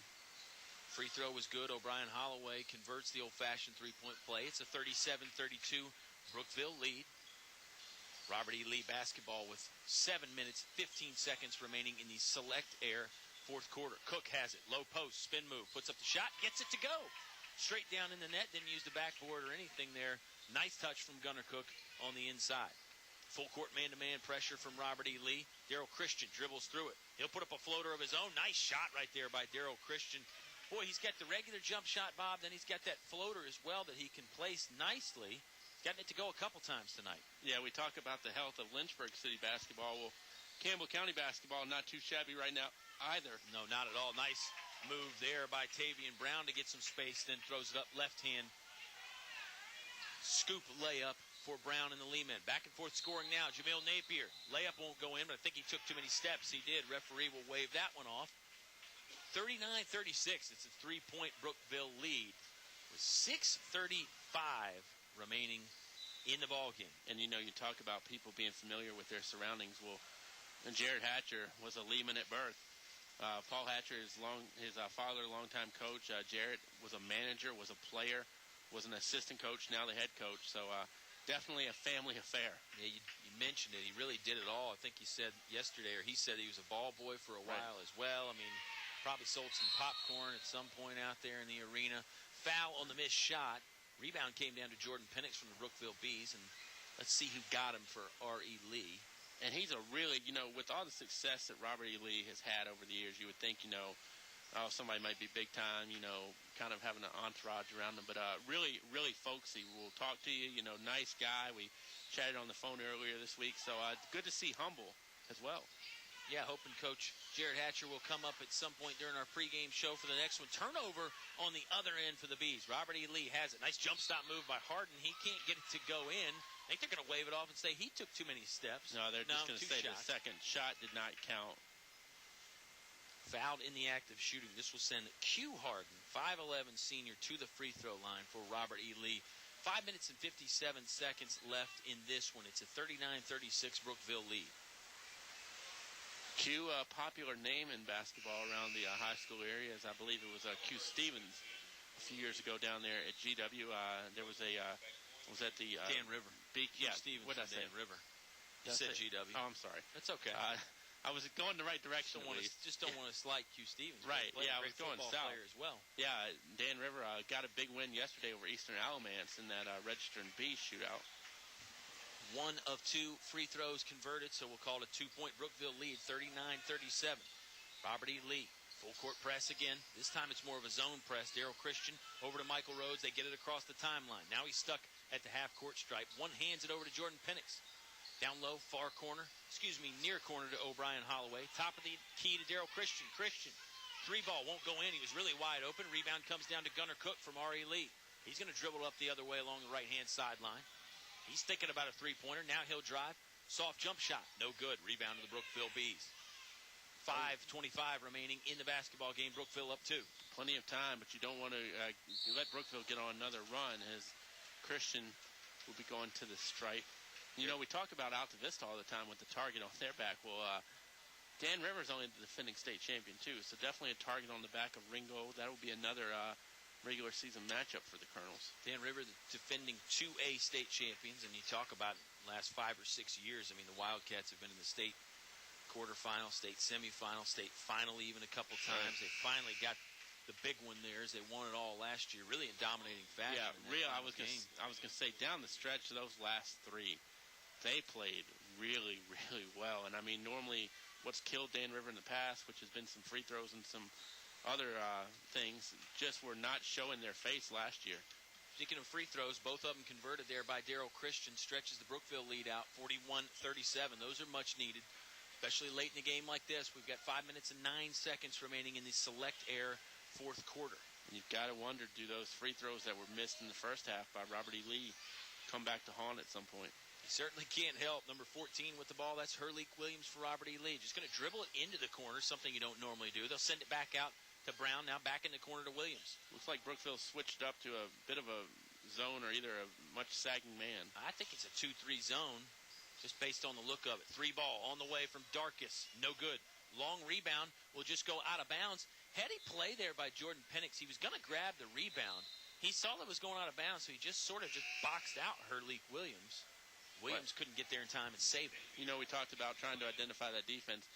The good coaches, though, are so good at disguising it to make it look like something, and sometimes it's not, where it can be a zone 1 second, then it's really quick back into that man-to-man. I would agree. That's a nice advantage to have, too, when you can disguise it like that. Christian, full head of steam. Right-handed layup will go down. Daryl Christian is doing a nice job to help the Bees pull away. Jared Hatcher doesn't like it. He wants a timeout. We'll take the timeout as well. Brookville, they lead 43-37. 4.5 to play in the ballgame on 105.5 KD Country. There's just one place where students are students first, and athletics are played with purpose and perspective. That place is your local high school. High school sports offer more than the joy of competition. Studies show that student athletes in Virginia are also likely to enjoy greater levels of achievement in other areas of their lives, including academics. High school sports, a winning part of a complete education. Brought to you by English Construction Company, with offices in Lynchburg. Back to the press box for high school sports on 105.5 KD Country. 43-37. Bees leading over the Fighting Lee men from Robert E. Lee. Of course, our game, bonus basketball, that is. Brought to you in part by Rehab Associates on Timberlake Road in Lynchburg. Bob, the Bees really threatening to do what they did against Heritage last night and just pull away and ice this thing down the stretch. Well, and I think Scott Jester hit the nail on the head in the pregame interview. We talked about what do you know about Robert E. Lee. You know a lot about tradition, but he said we mainly need to take care of ourselves, and that's what Brookville, I think, has really been focused on now as they come away with a steal.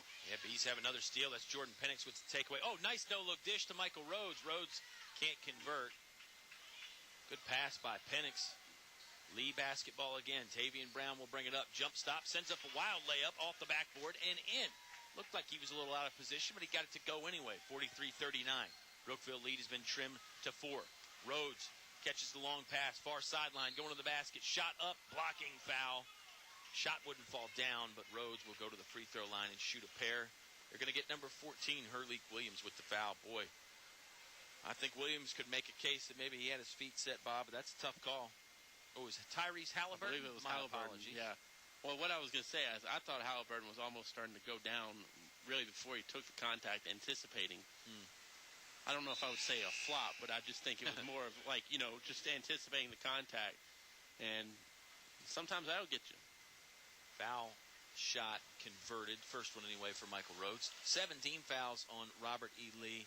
5 team fouls for the Brookville Bees. You know what I was going to say, too, with Penix doing the no-look, that's kind of gutsy for the freshman because the no-look thing is really something I think you can do over time once you've really known your teammates. But Penix may be working on that in practice a little bit. I tell you, he does not play like a freshman, No, that's for sir. sure.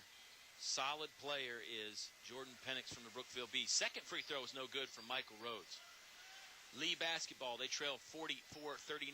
Cook pump fakes a three. Now one-hand pass over to Corey Darkus. Darkus holds it over his head, looking inside.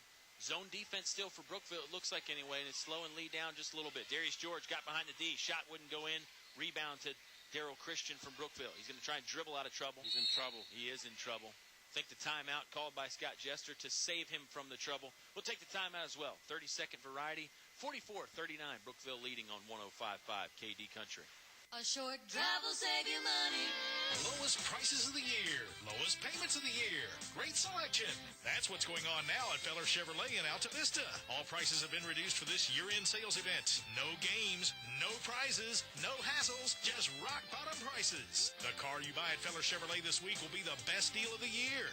Make sure you shop Fellers before you buy. Feller Chevrolet year-end sales event going on now in Altavista. Don't miss it. Feller Chevrolet in Altavista. Finch and Finch Funeral and Cremation Service. A family serving families since 1905. Personal, memorable memorial moments, celebrating life and more. Pre-arrangements with confidence, trust and care from our family to yours. Finch and Finch Funeral and Cremation Service. A family serving families since 1905. Your high school sports station with award-winning coverage on 105.5 KD Country. Scott Jester uses a timeout to save possession for the Brookville Bees, and they have the lead 44-39. 3:20 remaining in the ball game. If you're looking for the Altavista Colonels game, it's following this one. Subway pregame show in between will feature at least one interview. And Yearwood driving to the basket. Might have been a travel right before that by Christian, but Yearwood doesn't care. He's just going to take it up to the hoop for points. Brookville stretching the lead out. 3 ball on the way from Darkus. No good. Another one and done. Rebound by Michael Rhodes from the Bees. Robert E. Lee can't have many more of those if they want to come back in this ball game, Bob. We're under 3 minutes. Yeah, getting really down to nitty-gritty, and you really got to sink your teeth in and get a stop. Buckle that chin strap as tight as you can. Jordan Penix, one-hand pass. Free throw line jumper won't go in for Roddy Yearwood. Tracks down his own rebound. Nobody there from Lee. Daryl Christian thought about a shot. Now he's going to get the basketball taken away.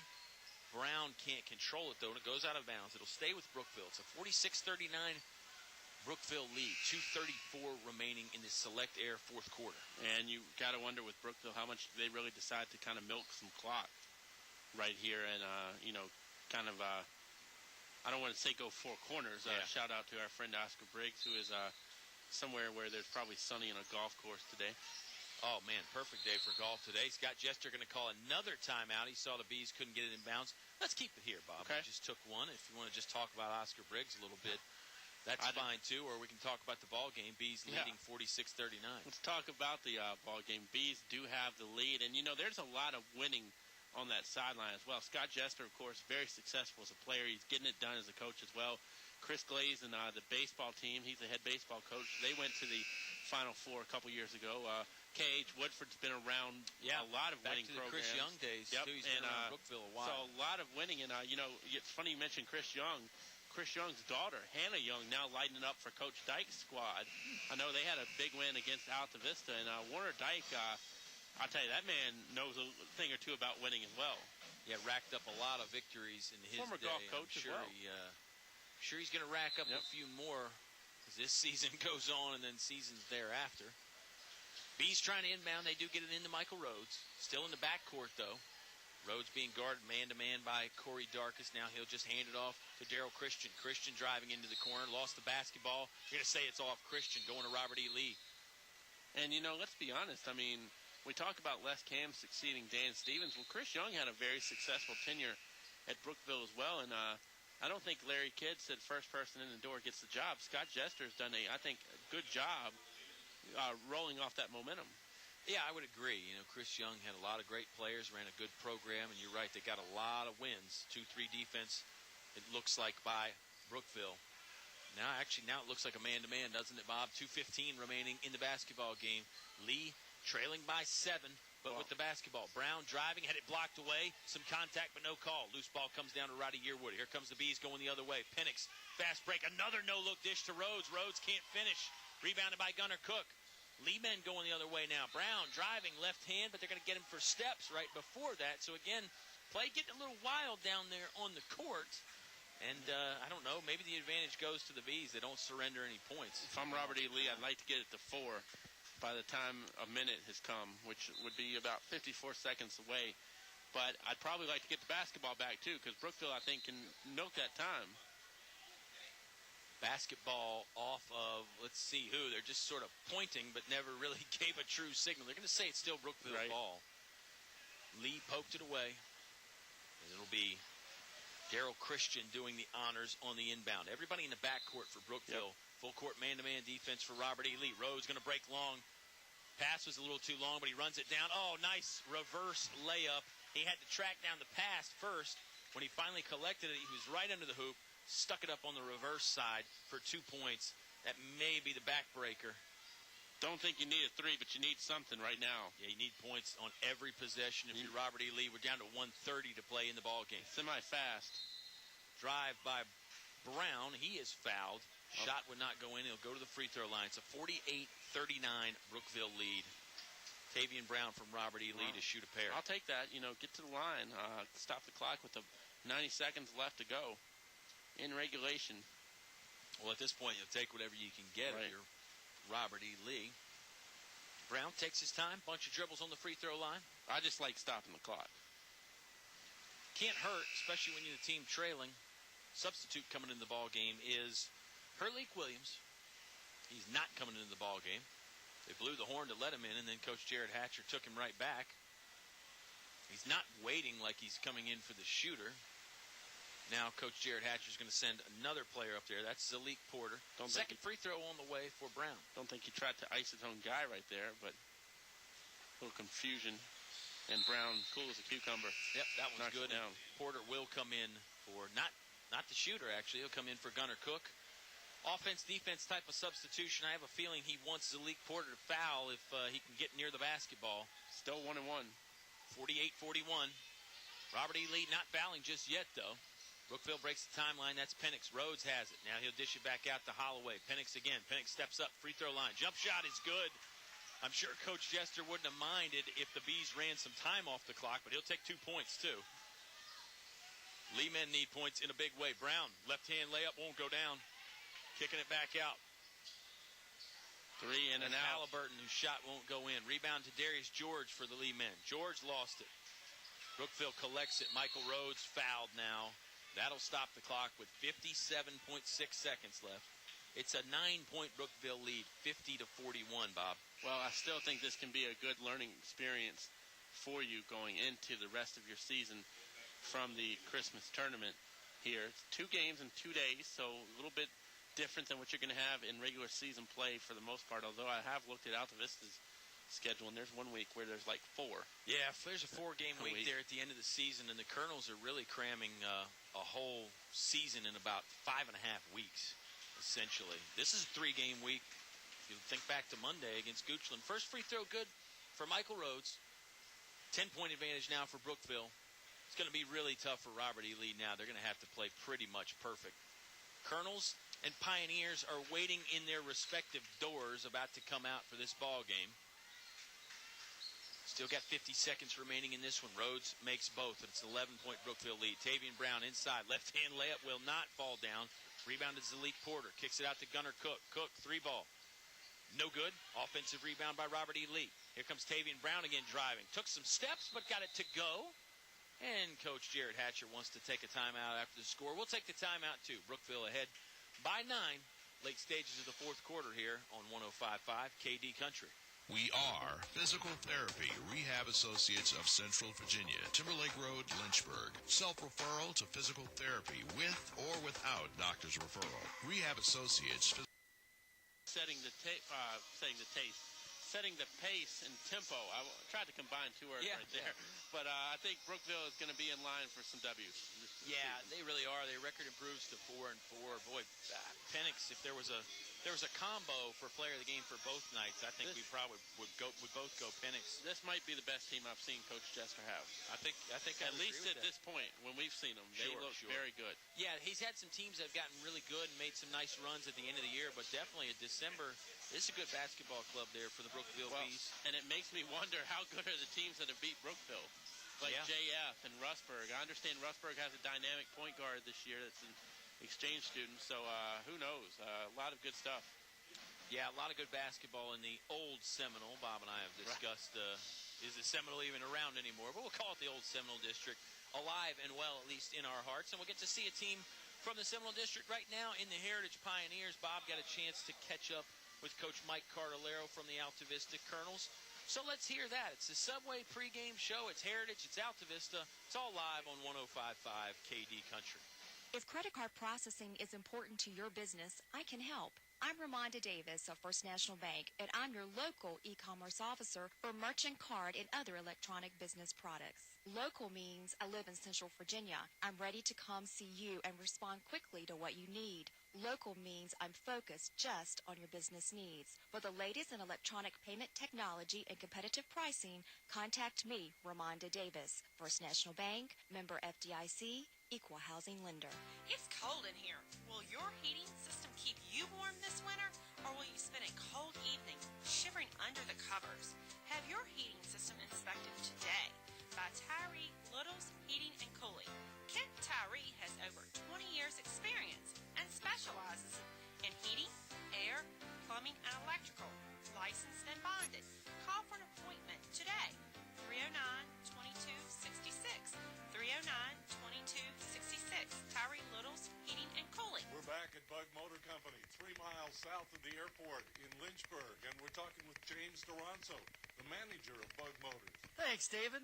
This is James, and I wanted to tell you guys about an awesome program that we just started. It's our first-time buyer program. You're guaranteed as long as you can prove your income and that you can afford the payment, we can get you in a car as low as 10% down here at Bug Motors, and we are the Super Truck Center with over 40 trucks to choose from.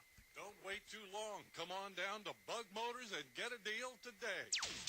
Your station for high school sports play-by-play is 105.5 KD Country. Interview with Mike Cartolero in 3, 2, 1. Kyle Hoehne passes off the tough assignment of interviewing Mike Cartolero to me. First time I've ever done it. So, Coach, nice to meet you. Talk about the game. Sorry about the call. That's okay. I've had it for about a week. And I think we do know each other, but it is good to see you back. We jumped on them early, kind of like we did at Goochland, and had a big early first quarter. Legs went on us a little bit like Goochland. We're up and down, which is typical.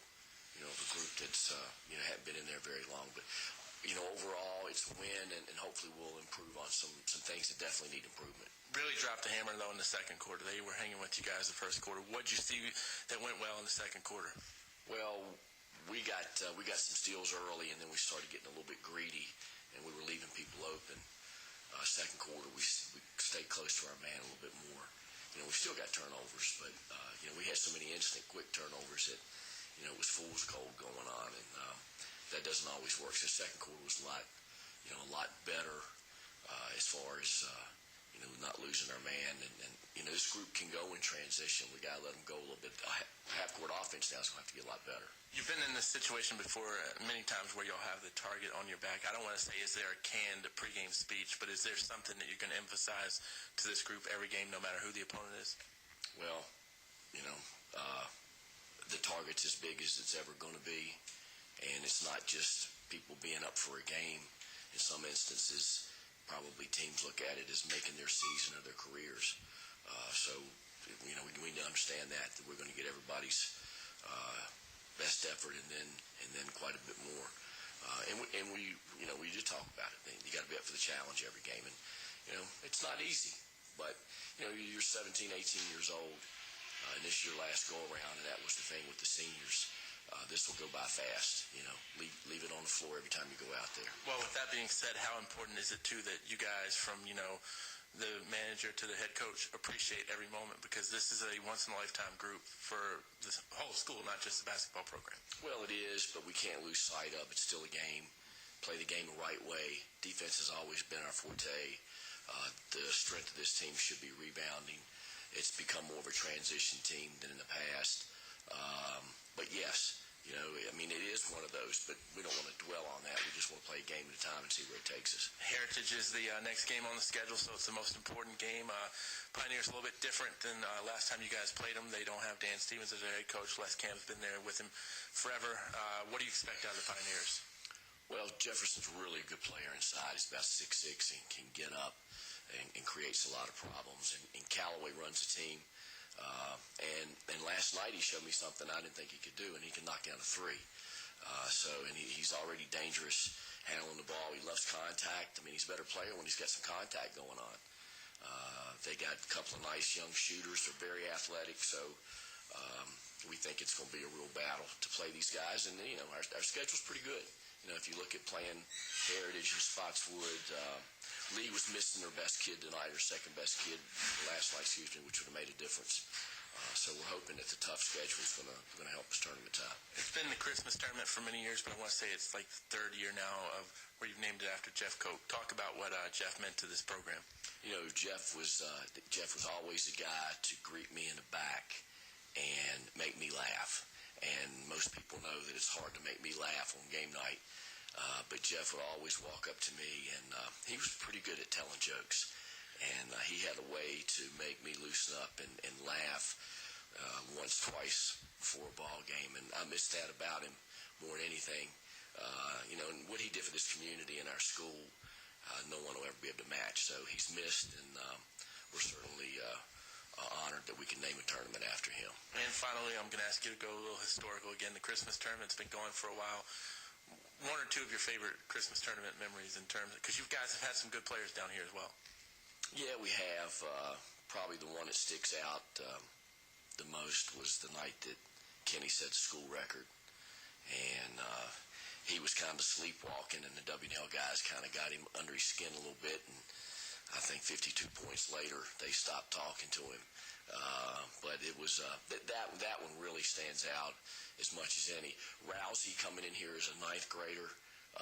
Wow, he was, you know, everybody was just in awe of how good he was. And he's actually one of those guys now that I look for it and try to find Asheville playing games. And I may watch that more than watch an ACC or a Big Ten, because I like to watch Rousey. So he came in here, and he was pretty good player too. Those two stand out a lot. Yeah, I think you and Brian Stith definitely got your share of Mr. Rousey. Stith maybe a little bit more. Stith told me that in the state tournament, when he went triangle and two and put both men on him, that's how much respect he had for him. And he still backed up and hit a couple of shots on him. So, you know, Bryant's saying that's a pretty special kid. And I think he's the all-time leading scorer in the state. Did he break the record too? He's up there, no doubt. So always good to tell stories. We won't even ask for an Eagles prediction this weekend. Just have a great weekend, Coach, and thanks for having us. The Eagles? Yeah, they're a football team, I think. Boston College and Penn State, that's right. Mike Carlero on the pregame show. When we come back, we'll have a talk with Les Cam on 105.5 KD Country. A short drive will save you money. Lowest prices of the year. Lowest payments of the year. Great selection. That's what's going on now at Feller Chevrolet in Altavista. All prices have been reduced for this year-end sales event. No games, no prizes, no hassles, just rock-bottom prices. The car you buy at Feller Chevrolet this week will be the best deal of the year. Make sure you shop Fellers before you buy. Feller Chevrolet year-end sales event going on now in Altavista. Don't miss it. Feller Chevrolet in Altavista. What do basketball, choir, drama club, and marching band all have in common? They're all high school activities that offer learning opportunities not necessarily found in the classroom. They take up just a fraction of a typical Virginia high school's budget, and they go a long way to giving young people the tools they need to thrive. High school activities, they're more than extracurricular. They're extra important, too. Brought to you by English Construction Company with offices in Lynchburg. Finch and Finch Funeral and Cremation Service. A family serving families since 1905. Personal, memorable memorial moments, celebrating life and more. Prearranged arrangements with confidence. Trust and care from our family to yours. Finch Funeral and Cremation Service. Family serving family since 1905. Here's more award-winning high school sports with Kyle and Oscar on 105.5 KD Country. Kyle nor Oscar are here right now. It's Bob Alvis back on the Subway pregame show and joined by the head coach of Robert E. Lee, Coach Jared Hatcher. And, Coach, not the type of weekend you wanted to see. What good can you take out of it? Well, you might have Oscar the Grouch with you. I don't know. We came in, we lost to Bruton before Christmas. We knew what Altavista would be. Brookville played very well. You know, they won both their games. They beat Harrods today, and they beat us. We struggled all night. And Penix, Christian, and Holloway and I guess Rhodes, all four of those guys in double figures, they kind of did to us what we do to people. We didn't shoot the ball particularly well. We were probably disorganized. We gave up 25 points in the fourth quarter. That's too many. Some of that was because we were fouling, but really no good takeaways. You just hope that the kids will regroup. We've had a brutal schedule so far, and next week we go to Spotswood in 3A. They're one of the best teams, and so we got to bear down. And then the next night we play a team from Australia that's really, really good. So our guys we got a week to get ready for practice and figure out what went wrong this weekend. Obviously, playing a good schedule is only going to get you better down the road, though. But I think the other side of that is sometimes when you don't win those games as much as you want, you get a little discouraged. Which side can you guys hope is more? Well, I'm on the discouraged end right now. You know, it's one of those things we challenge ourselves. We've always done that for years in our program. We'll go anywhere and play around the state, and we just didn't get it done today. Hopefully, when we get into our conference play, you know, it's going to pay off. We're not going to see anybody like Altavista. We're not going to see anybody like Spotswood. We're not going to, and so it's one of those things to help us down the road. But the key is to not lose the kids and to not have them get discouraged, because I'm discouraged as a coach the way we played tonight. You mentioned Brookville, of course, Scott Jester, coached by Mike Cardellaro. Yes. Were there any similarities that you could see off of that? Yeah, they both beat us. You know, we played against Brookville last year, and so I've scouted them, you know, last year a few times and then this year. So, you know, these kids played pretty hard, and they did. Not to take anything away from Scott's kids, you know, I don't know that we ever forced Mike's team yesterday to do anything.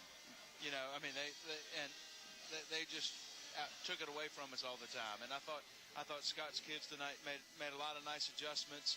He did a nice adjustment going to the zone, which we'd kind of been waiting for and hoping for because we like to see zone. But we shot the ball very poorly tonight.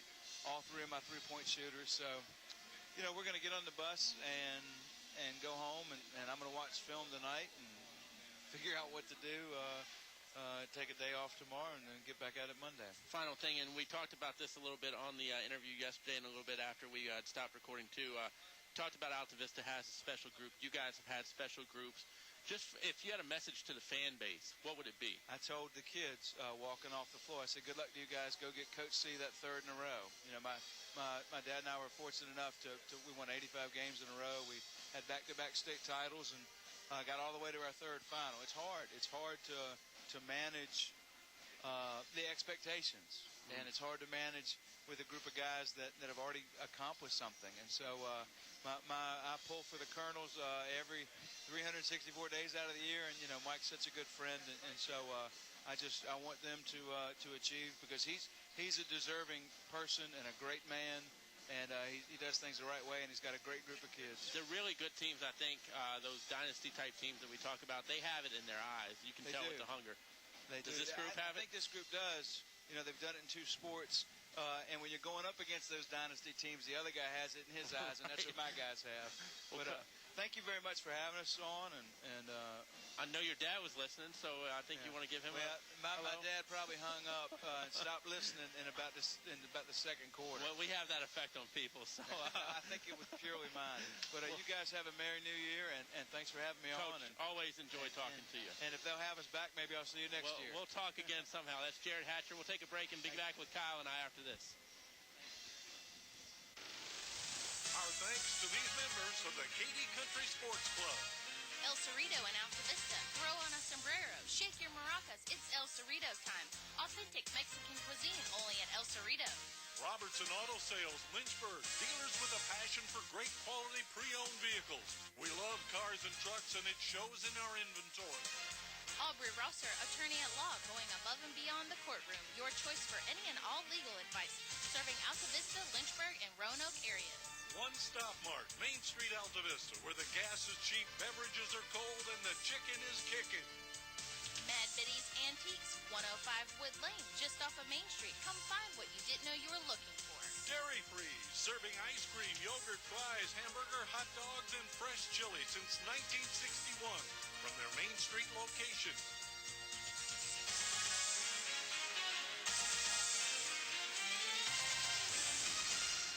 We are Physical Therapy Rehab Associates of Central Virginia, Timberlake Road, Lynchburg. Self-referral to physical therapy with or without doctor's referral. Rehab Associates physical therapists have advanced degrees in specialty orthopedic care from head to toe. Rehab Associates of Central Virginia can help take away your pain and return you to normal activity. We are Physical Therapy Rehab Associates of Central Virginia, Timberlake Road, Lynchburg. Our goal is your success. More live high school sports action on 105.5 KD Country. Subway pregame show continues here from Altavista High School. The Pioneers and the Colonels getting ready to tee it up on night 2, game 2 of the Jeff Cocke Memorial Invitational. I'm Kyle Hoehne. He's Bob Alvis. We just heard from Robert E. Lee, Coach Jared Hatcher. That was a lot of fun. Coach Cardellaro right before that. That's two guys right there, Bob, that really know basketball, and not just on the court stuff.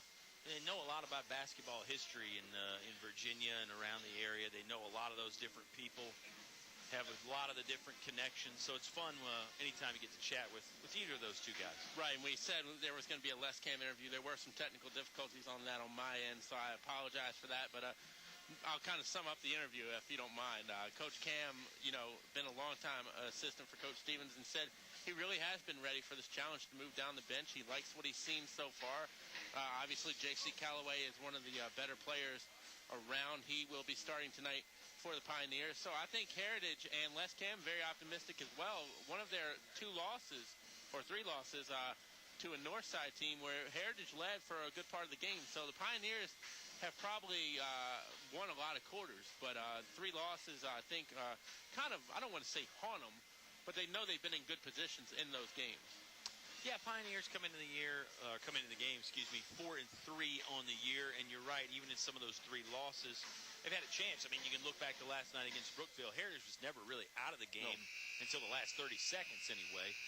So it's a good Heritage team. It's going to be a nice test for the Altavista Colonels tonight. Colonels, of course, 2-0 on this season, and we'll talk about some statistics from them here in a little bit, Bob. But as the lineups come out, let me tell you, our game is brought to you by Bug Motors. Over 40 cars and trucks in stock, just minutes south of the airport on Route 29. Select Air Mechanical and Electrical, your authorized train dealer. It's hard to stop a train. Finch & Finch Funeral and Cremation Services, a family serving families since 1905. Feller Chevrolet, a short drive will save you money. English Building Supply, your complete home center, and Pratt & Lambert paint dealer.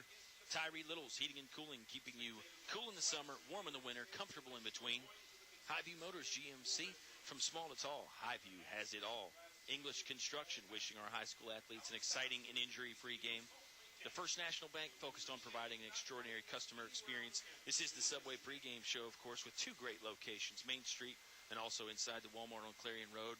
And our live internet broadcast at kdcountry.com or with the TuneIn app, Bob, brought to you by Chris Owen, your Allstate agent in Lynchburg. So if you're in California like Ty and Kim Gafford listening to the game, they can thank Chris Owen. Right. Same way with Oscar Briggs down at the beach. Same way with Coach Paul Hatcher up there in Stanton.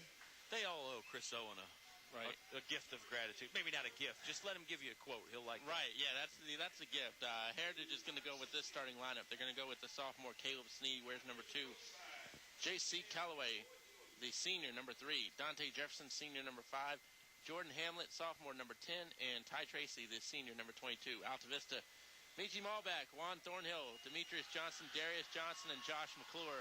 As the lights go out, I have to read quick because I'm not accustomed to the starting five, although I should be, because it's 3/5 of it's been starting for a solid. Michi was a solid 6 last year, wiggled his way into the lineup on a night-by-night basis as well, but really tough. You kind of like Michi coming off that bench, but you got to start one of your better guys, too. So pick your poison right there. Yeah, it was an interesting animal in years past when they had Michi Malbeck coming off the bench last year and this year starting, obviously.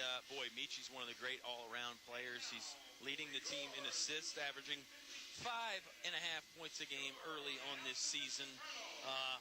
There's a lot of guys like Michi Malbeck on this team, though, that are complete players. And the Altavista Colonels light show here, it's the complete package, Bob. Is there any better atmosphere in high school basketball right now? Not around this area, I'm going to say anyway. That's a nice feather in the cap to people like Dean Hubbard, the athletic director here at Altavista, and the head coach Mike Cardellaro as well. Because we've said it last year, Coach C's old school. There's a time when maybe we thought he wouldn't have liked this light show, but he's taken to it as well. He likes the big show. Right. You would not have seen this probably in the days back at Irvington or Orange High School where Coach C spent some of his tenure as a Virginia High School league coach, but really got to like the group. We heard Jared Hatcher talk about it. Les Cam knows about it as well. There's no secret of what Altavista's got on the floor this year, and if it is, that's a bad job by us, or bad job by the newspaper, or bad job by the TV, because this is a special, once-in-a-lifetime group for the Colonels. And, we talked about Les Cam. I was right. I talked to him down on the floor earlier. He is an alum of EC Glass, and this is probably the friendliest rivalry EC Glass and Heritage has had, because he and Roy are best friends. Roy Robertson, who we talked about earlier, and they actually were seniors when Hillary Scott, who is the head coach at Lynchburg College now, was a sophomore. So I joked with Coach Cam, so y'all told Coach Scott everything he knew. Of course, Coach Scott was a great player in his time as well. So it's really great to see the city of Lynchburg thriving with basketball and, guys that went there giving back. Sure, staying in the area, coaching, whether it's at the college level like Hillary Scott or at the high school level like Les Cam and some other people around the area. The Altavista Colonels have not taken the court yet. The lights have to recycle through. And that light show's impressive, folks. We don't do a great job of describing it because it's kind of one of those things that you do have to visualize and see. All the lights go out. There's a red strobe light at the middle of the court, and then you get some other little flickering lasers around the court. The sound is loud, and the crowd obviously gets into it as well. And maybe we'll get somebody to video it one day and put it on our Katy Country YouTube page. You can go listen to past Colonel games as well. Our officials tonight, Kyle, Mr. Mark Chafin, Mr. Bobby Walker, and the second best golfer in the Forn family, Mike Forn. I don't know, it might even be third or fourth now. Just kidding. Great crew out there, and some good former players in their own right. Darius Johnson at jump circle for the Colonels. He does not win the toss. That's Dante Jefferson, throws it in the backcourt. And Callaway will control and bring it up for the Heritage Pioneers. They call him JC. He's listed as Jesse on the roster. That's Caleb Sneed driving to the basket. Now kicks it back out to JC Callaway. His shot is packed away by Darius Johnson. Saved inbounds by Josh McClure. Here come the Colonels going the other way. Altavista, the home whites. Look out for Juan Thornhill. Finger roll. Gets it to go. Boy, Juan really got from the three-point line to the hoop very quickly. Nice finger roll to make it 2-0. 7.5 minutes to play in the Select Air first quarter. Heritage basketball. They're in the road blues. Orange numbers. Got some white trim on there as well. Bunch of guys from Heritage have gray shoes like the Altavista Colonels. Orange, the theme in some of those shoes out there for the players. McClure guarding number 2. That's Sneed with the basketball now over to Callaway. Dante Jefferson steps out. He's going to try the baseline. Jump shot goes in. Tough angle right there by Dante Jefferson, but he sinks the 10-footer. Had Demetrius Johnson in his face. We're tied 2-2, 6:50 remaining in the first. Heritage jerseys very reminiscent of what UVA would wear on the road, so Ty Gafford would really be torn tonight. That's exactly right. Ty Tracy commits the foul, not Ty Gafford. And that'll be his first one on Heritage as a team. Just got too much of a body on Darius Johnson out there on the perimeter. Thornhill will swap places with Michi Malbeck. Now number 1, Michi will do the inbounding honors to Juan Thornhill in the backcourt. Looks like Heritage set up in a 2-3 zone early. And Altavista will have to diagnose that. You know, the Colonels, Bob, saw zone and man-to-man at Goochland. And they saw a similar thing last night from Robert E. Lee. We'll see if Heritage decides to mix it up or if they just stay in that 2-3 zone. Thornhill catches it the right wing. Half-hearted shot fake. Now he'll dribble it out middle of the court. Going to toss it right side to McClure. Back to Juan. Pitch and catch between those two guys. 3 ball on the way from McClure is good. He was a couple steps behind the three-point line, Bob, on that right wing. Early Altavista lead, 5-2. The fifth Beetle getting it done. Long shot, no good. Rebounded by Juan Thornhill at the free throw line. Now he's going the other way. Juan looking to attack again. Lost the handle as he went up, and he was fouled. They are going to call this against Juan Thornhill on the charge. And now the crowd doesn't like it. They didn't realize it at first, I don't think. Foul will go against Juan, his first, team's first. Well, the Lynchburg delegation of Heritage fans, they like it. And there's plenty of them here. Right. Good full gym here tonight. Not 100% capacity, but I'd say it's over 75. Heritage basketball. This has been an underrated rivalry in years past. Yeah, they had some really good battles there in the mid-2000s. Haven't played in a while, though. 3 ball on the way from the Pioneers is good. That's Jordan Hamlet sinking it from the left-hand corner. We are tied 5-5. 5.5 minutes left to play in this Select Air first quarter. Coach Cardellaro talking to some guys on his bench, maybe saying, hey, if you get in the game, don't let him take that shot from there again. Darius Johnson, far corner with the basketball. Overhead pass to McClure. Back middle of the floor to Juan Thornhill. Thornhill's not even going to use the dribble, just going to look over the D. 2-3 zone defense. Get it inside to Darius Johnson. Johnson pins it off the window and in for 2. 7-5. Colonels lead. 5 minutes to play in the first. Well, last night it was not a big first quarter that helped Altavista. It was a really big second one, though. So you've got to wonder if the Colonels are going to have that quarter theme again. 5 seconds right there for Heritage. 5-second count. Michi Malbeck just playing really tight defense on J.C. Callaway. Callaway fell down at the end of it. Malbeck didn't allow him any room. So there's the 5-second whistle. You got to break that 6-foot cushion there when the man is guarding you. Or at least be making a move to the basket anyway. Malbeck steps up, left wing, thought about a 3. Bounce pass to Thornhill. Thornhill will try it from dead on. No good. Long rebound comes down to the Pioneers. They want to get out and run. Long pass intercepted by Darius Johnson. Excuse me, that's Demetrius Johnson. You need a scorecard to sometime tell your Johnsons they're both all over the place. Michi for 3. Right from the middle of the court was short, never hit anything. Didn't even really hit the net. It bounces out of bounds. Basketball going to go back to the Pioneers. Yeah, you would think by now, after 3 or 4 years, we would have the Johnsons straight. Darius usually sports the short, tight haircut. Demetrius a little bit longer, but still sometimes it's tough. They move in such a flash out there, too, Bob. That causes confusion as well. Malbeck guarding Callaway. Callaway will break the timeline with a left-hand dribble. When they have a motor. He better watch out for that 5-second count again. Thornhill gets in there for the steal. Look out. Juan's got a clear run at the basket. Two-handed jam from Juan Thornhill. He just does that so often, Bob. 4 dunks last night. 1 already tonight. This one the two-handed variety. Colonels lead 9-5. So often and making it look rather easy as well. No kidding. Jefferson, tough shot. Wouldn't go down. Rebounded by Demetrius Johnson. Physical play on the glass right there for both teams. Juan going to bring it up. Bounce pass to Michi. Michi, second pass down low to Darius, and he's fouled.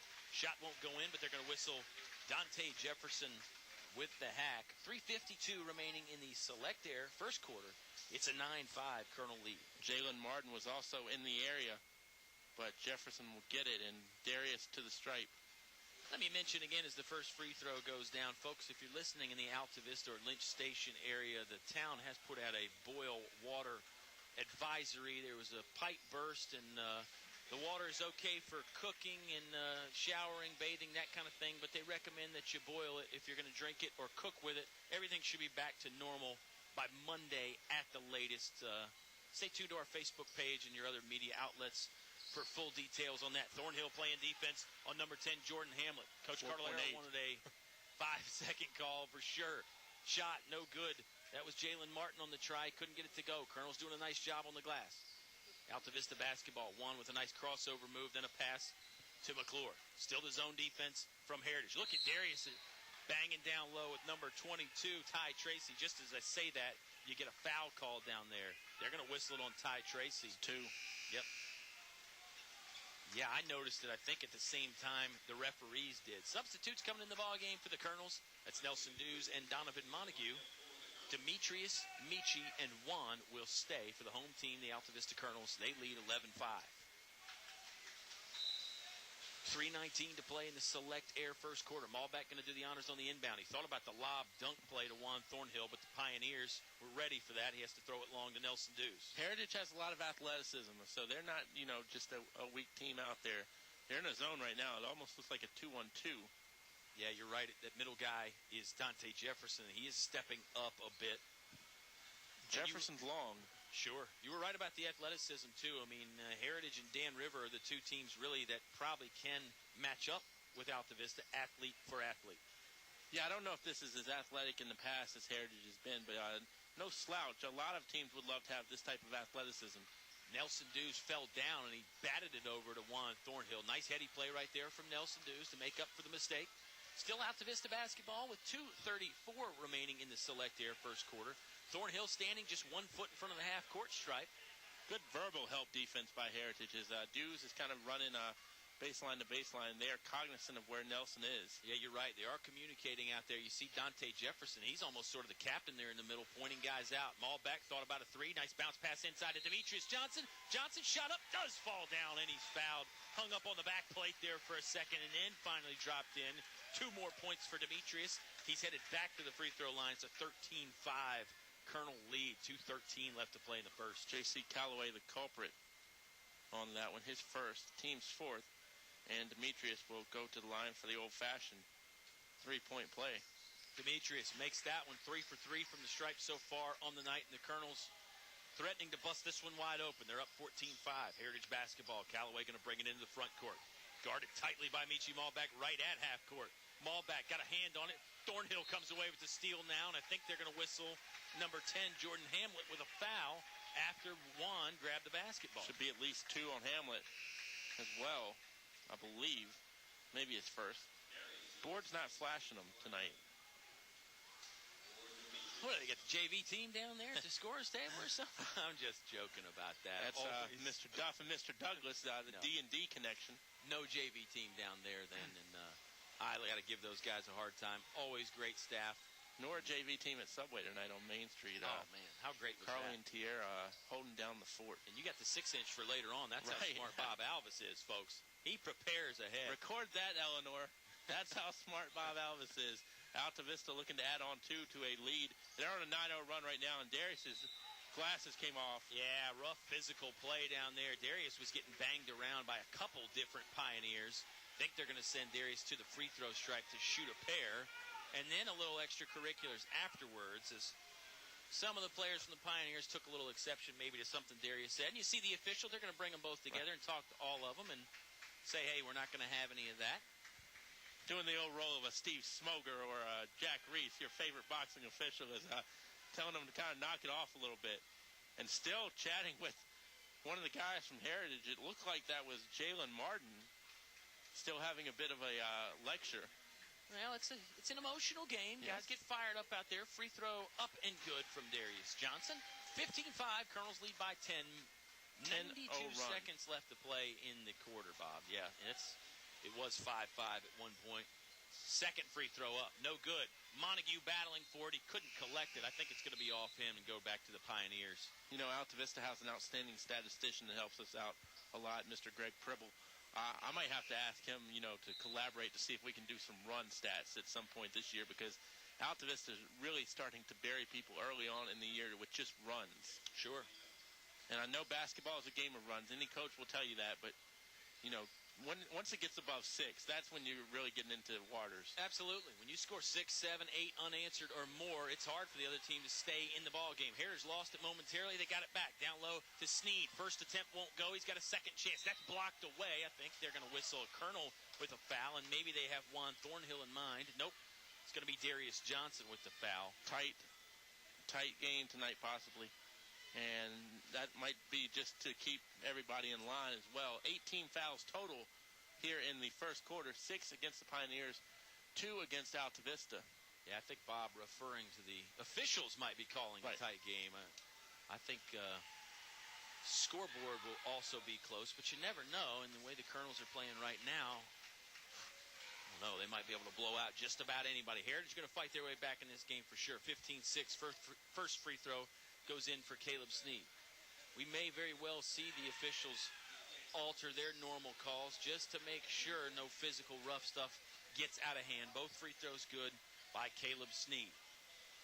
Well, and I'm not accusing anybody of being dirty at all, but I think that's a way that some teams are going to try to get in Altavista this year. Just kind of get in their head and get on their nerves with a little chippiness. Steal by the Pioneers. Shot goes up. It was altered by Thornhill, but maybe not blocked. 3 Pioneers scrambling after it. Gerard Broker comes away with it. Brooker now over to Caleb Sneed. Sneed, crossover dribble. Going to strive to the basket. Shot won't go in. Fouled in the act of shooting, and I believe it's on Demetrius. You're correct. Johnson. That's 3 fouls on Altavista. Heritage doubling them up, but again, back to the free throw line we go. Game could be won or lost at that free throw stripe. Both teams have been very good so far from there, though. Is that Sneed back there? I'm kind of shielded. That is Caleb Sneed, number 2, for 2 tries. First one goes in. 48 seconds left in the Select Air first quarter. Select Air Mechanical and Electrical. Repairs and new installations, too. Select Air does it all with prompt and courteous service. 15-8, second free throw on the way. That one's good as well. Both teams continue to be successful from that free throw line.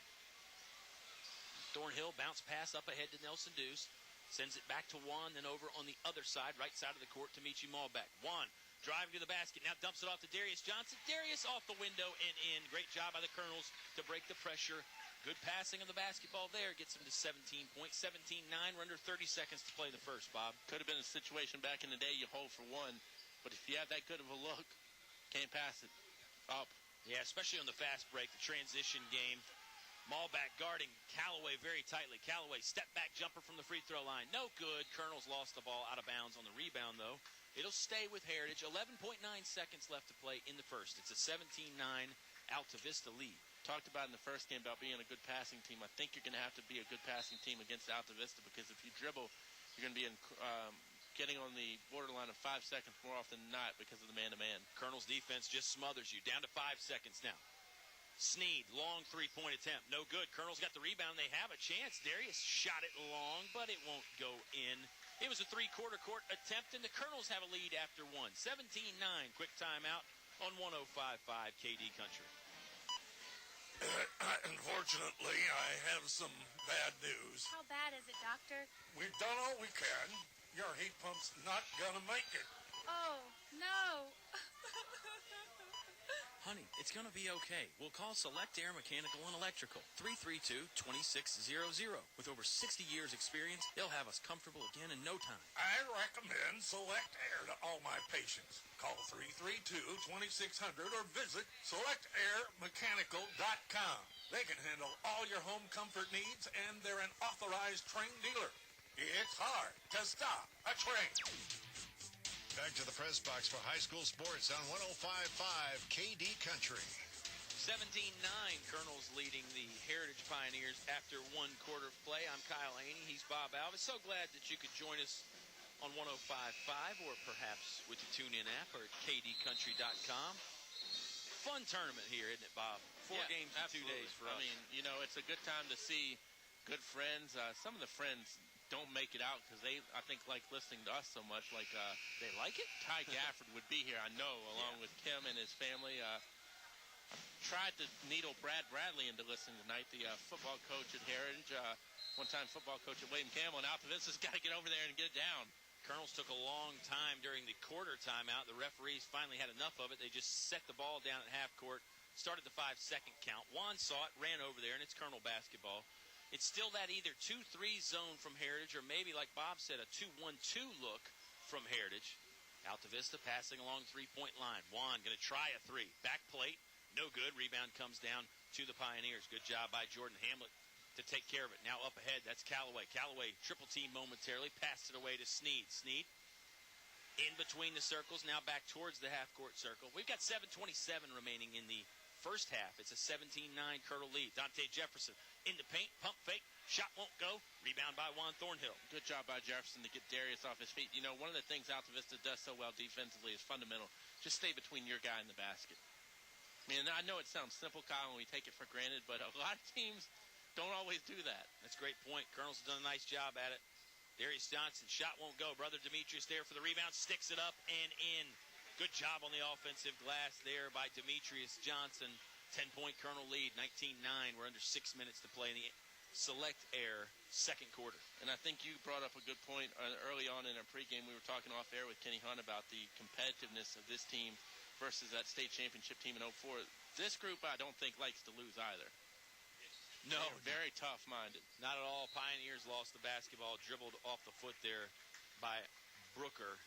And it's going to be Altavista basketball. On the court right now for the Colonels, it's the starters. Both Johnson brothers, Michi Malbeck, Juan Thornhill, Josh McClure. Heritage, sort of a half-court trap. They'll let Thornhill just walk it across the timeline, though, into the front court. They've got Sneed, Callaway, Jefferson, Hamlet, and Brooker on the floor right now. Heritage back to that zone, it looks like. I can't tell if it's a 2-1-2 or a 2-3. Yeah, I can't either. It sort of morphs into both. They're trailing by 10, though. I wonder if Les Cam will consider employing the man-to-man at some point, maybe. Jefferson's so long in the middle that, it's almost like he can play 2-1-2 and 2-3 at the same time. Sure, yeah. And you see the communication he does. He's sort of the air traffic controller in there, pointing guys out. He can see everything from that middle spot as well. Altavista's going to adjust some things, maybe run a set play here on offense. You got both Johnson brothers on the low blocks down low. It's McClure, Thornhill, and Malbeck along the perimeter.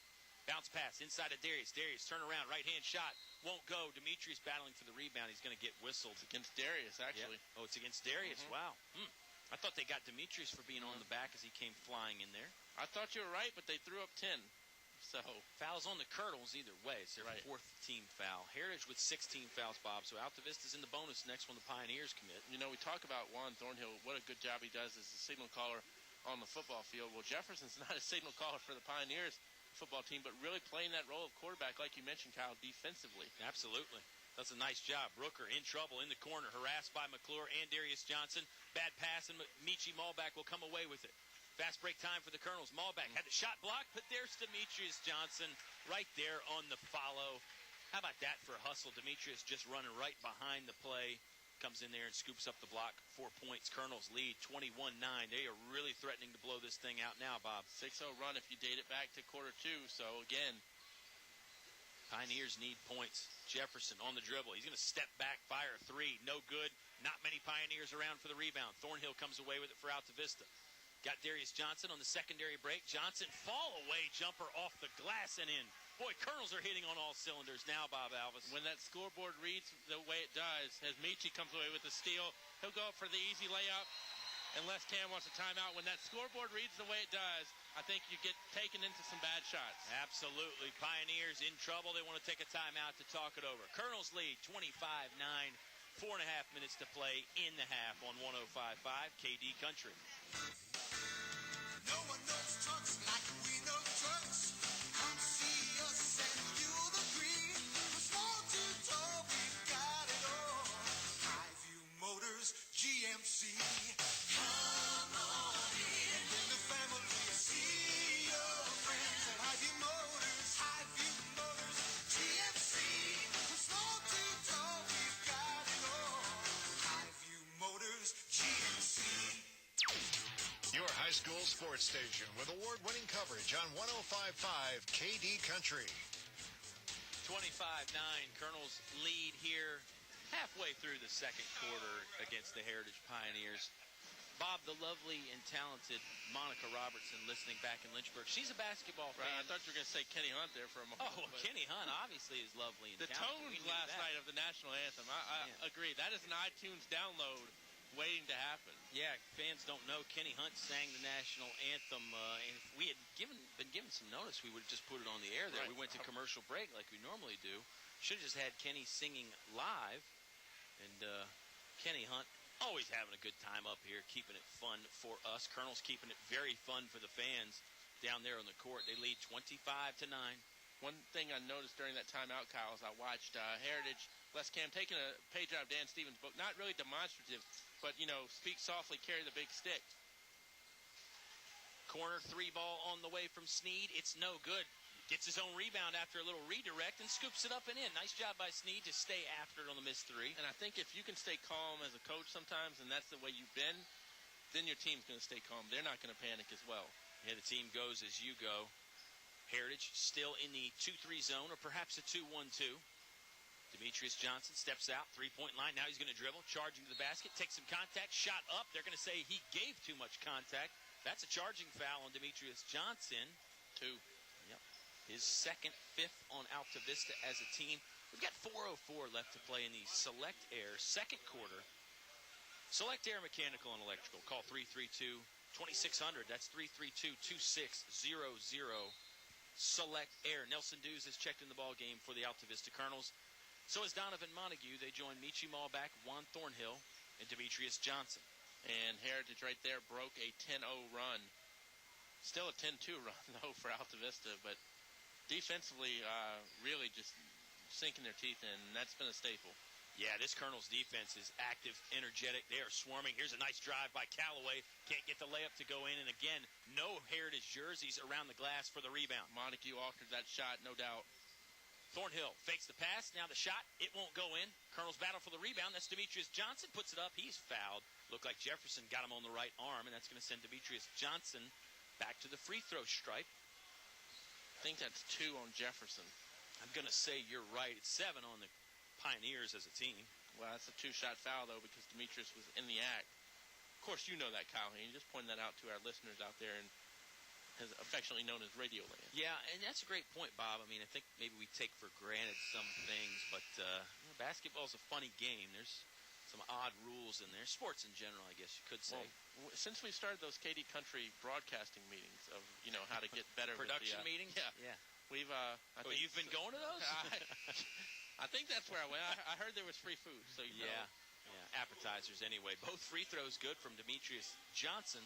Boy, Bobby, Demetrius continues to be good from the charity stripe. He was 10 of 16 coming into the game. Right. Those numbers are obviously going to improve because I'm pretty sure he hasn't missed from the free throw line so far tonight. Knock on wood. 27-11 is your Colonel advantage. Thornhill guarding Hamlet tightly. Go ahead. From Heritage, I went down to a dozen by intermission. Absolutely. Jefferson, fall away shot from 5 feet goes in. He took some contact there as well. Referees actually letting them play a little bit now. We suspected they might call it kind of close. They're letting them bang around some. 27-13. Altavista leads. Nelson Dews stepped out of bounds. This basketball is going to go back to the Pioneers. And, to counter, I don't know that what's the more important number, where I'm at or where they're at. I mean, I know obviously they kind of go hand in hand, but if I'm down a dozen, I don't want it to be, 40 to 28 per se. I mean, it means I'm scoring, but I'm still giving up a lot of points. Yeah, it's an interesting thought process. I don't know if that's going through Les Cam's mind right now for the Heritage Pioneers or not. It would be interesting to know, though. Malback guarding Callaway. Callaway's got to give it up to Hamlet. Hamlet dribbles over and finds Dante Jefferson, right wing. Jefferson exactly in between the three-point line and the sideline, guarded by Montague. Jumper attempt, no good. A little too strong, and McClure got the rebound for the Colonels. Here comes Thornhill, full head of steam. Now he'll slow it down. Over to Malback in the corner. Michi, three ball is good. Great job by the Colonels to get the rebound, bring it down quickly. They hesitate for a moment, and they find Malback with the open three. 30-13, Altavista up. 2:15 left to play in the half. Tell you what, the senior class, very, very special. I just kind of got daydreaming into senior night as the foul is going to go against Jefferson. It'll be his third, if I'm not mistaken. Moving screen there by Jefferson. And that, I don't think, will be a shooting foul. Yeah, some of those offensive fouls, player control fouls is the official term, are not shooting fouls, even though Altavista is in the bonus situation. 8th team foul on Heritage. Montague talking things over with one of the officials, and now they inbound it to Juan Thornhill. Montague, McClure, and Malback, the 3 M's joined by Dews and Thornhill. McClure posted up there at the free throw line looking for the ball. Everybody else spread out along the court. Montague down there in the far corner. Malback has it near the far sideline. All the way across court, near sideline, it goes to Nelson Dews. Back to the middle of Juan Thornhill. We've got 1:40 to play. I can't tell if it's a 1-2-2 now or what.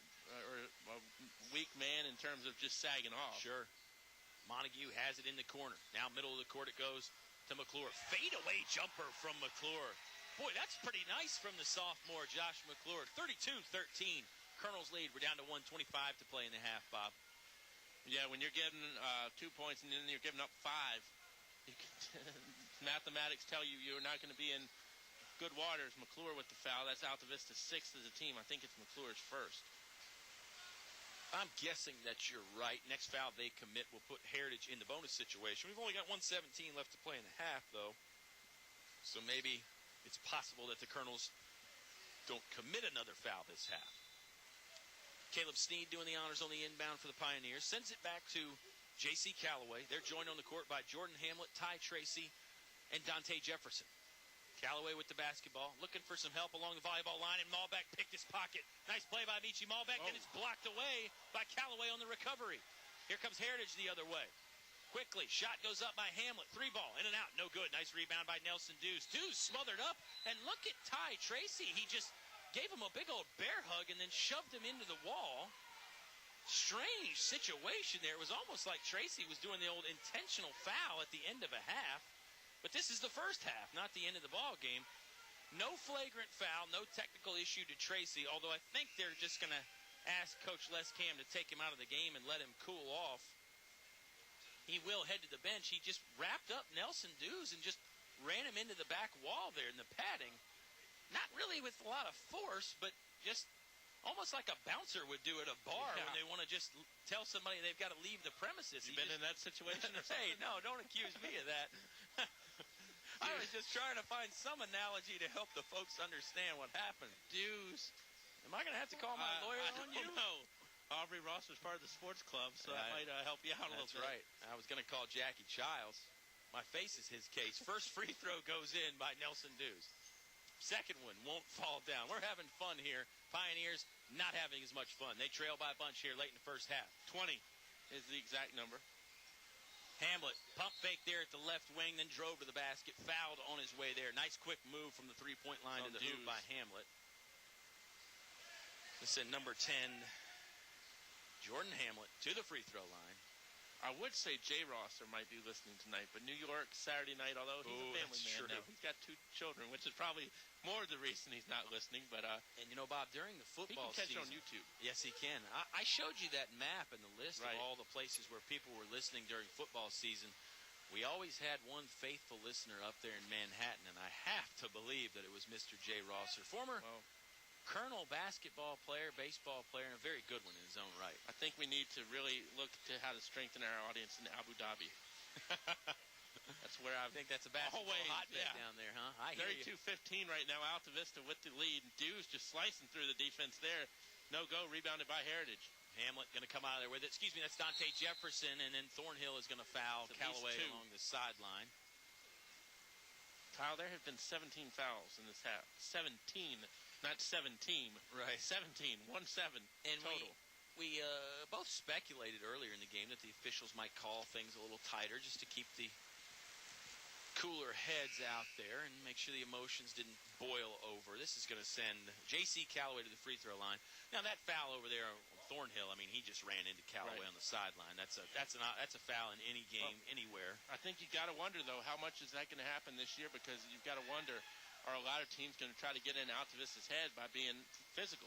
Good point. Free throw, no good. Thornhill comes down with the rebound, but it was a byproduct of a nice box out by McClure, who cleared out the lane for him. Down to 20 seconds in the half. I would guess last shot, but every time I guess that, I'm normally incorrect. Down to 15 seconds. Thornhill gets it to McClure. McClure just one step in front of the three-point line. It's good. About the longest 2 that you can take. Gives Altavista a 35-15 advantage. Down to 5 seconds. Heritage has to hurry. J.C. Sneed has it. Free throw line. Oh, it's swatted away by Montague. Another buzzer beater try. Boy, Donnie Montague with the big block brings a nice applause from the crowd. We have reached halftime. Colonels lead by 20 after 1 half of play. Subway halftime show on the way when you come back to 105.5 KD Country. Is there a painting project on your to-do list? English's Home Center has added an additional line of paints. English's features Pratt & Lambert Lifetime Warranty Red Seal Exterior Paints. Choose from hundreds of stunning, beautiful designer colors. Pratt & Lambert interior or exterior paints. Value price to save you money. Pratt & Lambert Paints. Never compromise. English's is your complete home center. On North Main Street, Altavista. We're back at Bug Motor Company, 3 miles south of the airport in Lynchburg. And we're talking with James Duranzo, the manager of Bug Motors. Thanks, David. This is James, and I wanted to tell you guys about an awesome program that we just started. It's our first-time buyer program. You're guaranteed as long as you can prove your income and that you can afford the payment, we can get you in a car as low as 10% down here at Bug Motors, and we are the Super Truck Center with over 40 trucks to choose from. Don't wait too long. Come on down to Bug Motors and get a deal today. Have you looked at your business banking fees lately? I'm Sean Stone with First National Bank, and we have the best business accounts which offer serious savings for your company. We have a full menu of business products from checking accounts and remote deposit capture to online banking. And we have a local merchant card representative who will customize services just for your business. So let First National Bank prepare an analysis of your current activity and show how we will reduce your banking fees. First National Bank, member FDIC, equal housing lender. Now back to the action with Colonel Sports on 105.5 KD Country. Subway halftime show. Colonels lead by 20 over the Heritage Pioneers. I'm going to say this one's far from over, though. Mr. Alvis, Altavista with the 35-15 advantage. You can bet Les Cam and his assistant coaches are scratching their head a little bit, saying, how are we going to get back in this ball game when the Colonels' defense is just so stifling? Yeah, I totally agree with you. Altavista just really smothering and suffocating. Like you mentioned, kind of like when we go out and eat dinner sometimes, do you want it smothered and covered? Altavista doing both ends of that. Yeah, smothering, stifling, all those S words are good words to describe the Colonels' defense. Holding Heritage to 15 points, and hey, Altavista's offense doesn't look bad either. They put up 35. Boy, this Subway halftime show, I think, is going to be a lot of fun. Online ordering is here with Subway of Altavista. Go to subway.com and click order online, or you can download the Subway app from your app store. And speaking of apps, KD Country wants you to sign up for the Reached app, REACHT. You join our KD Country group, and you get a free 6-inch sub courtesy of Subway and Altavista. Doesn't get much better than that. We had the old sub suit out here, the big giant sub dressed up. There's a picture of Juan Thornhill with the sub on the KD Country Facebook page. That's worth a visit in itself to take a look. And can't beat Subway of Altavista, Bob. They do so much for us. And, of course, Robert Duff doing so much for not just Altavista, but Central Virginia as a whole. I'm not a resident of this town, although I feel like honorary citizenship could be coming my way. But if I can get in good with one of the mayors, Coach Lee or Mr. Maddox, just kidding right there. But, Robert Duff crew, just the hospitality they give you, it almost makes me just want to drive down anytime I want to go to Subway. To be honest, it's probably worth the drive. Right. Yeah, I mean, let's face it. I mean, you get customer service like that. You get treated like a friend, not like a friend. You get treated like family. Might even treat you better than some of your family does. Colonels, well, they're not exactly playing a gracious host to the Heritage Pioneers, but hey, it's sports. It's the name of the game. Altavista, they're up 20, 35-15. Quick time out here in the Subway halftime show, then back with more on 105.5 KD Country. It's cold in here. Will your heating system keep you warm this winter, or will you spend a cold evening shivering under the covers?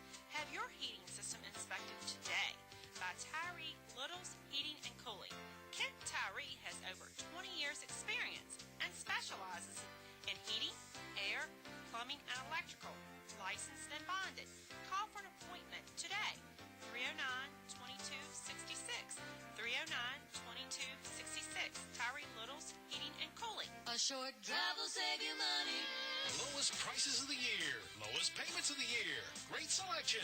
That's what's going on now at Feller Chevrolet in Altavista. All prices have been reduced for this year-end sales event. No games, no prizes, no hassles, just rock-bottom prices. The car you buy at Feller Chevrolet this week will be the best deal of the year. Make sure you shop Fellers before you buy. Feller Chevrolet year-end sales event going on now in Altavista. Don't miss it. Feller Chevrolet in Altavista. English Construction Company has been in the building business since 1909, so it's only natural that they appreciate the building process. They recognize the fact that organized sports programs build character as well as bodies and minds. They know that high school sports build our youth into more well-rounded and more productive adults. English Construction Company is proud to be a sponsor of high school sports and salute all athletes, coaches, and teachers. A word of praise and encouragement from English Construction Company with offices in Lynchburg. Your home for Colonel sports coverage. 105.5 KD Country.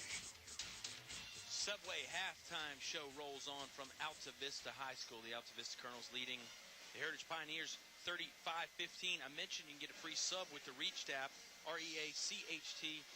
Bob, we asked a question earlier about the best high school coach in the area. I'm going to make it a Colonel-specific question now, and I want to get your thoughts on this before we get to the stats.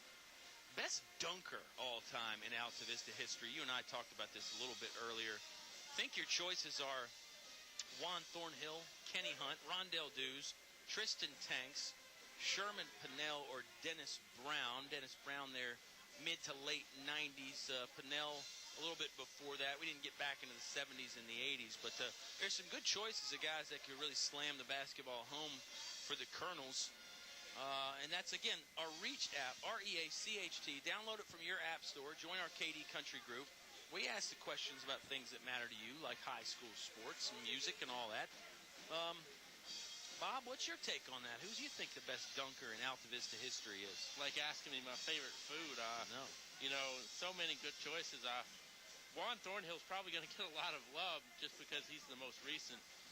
I know that game that I was sick back in the day over at William Campbell, I think it was. Yeah. You and Pops saw Kenny throw down a couple big ones, and Rondell as well. Kenny threw that one down against Brookville here. On the missed free throw. Like the three-point line. NBA like Very play. Jordan-esque. Yeah. But, I don't know that there is a wrong answer. But I'm probably going to go with Mr. Excitement, Rondell Dews. Nice. Yeah. Rondell Dews certainly had a lot of great dunks in his day, and we'll have an other option on there. My favorite dunker isn't listed. Look for that on the Reached app. I think in the post-game show, we'll do like we did last night and say, who's your pick for player of the game?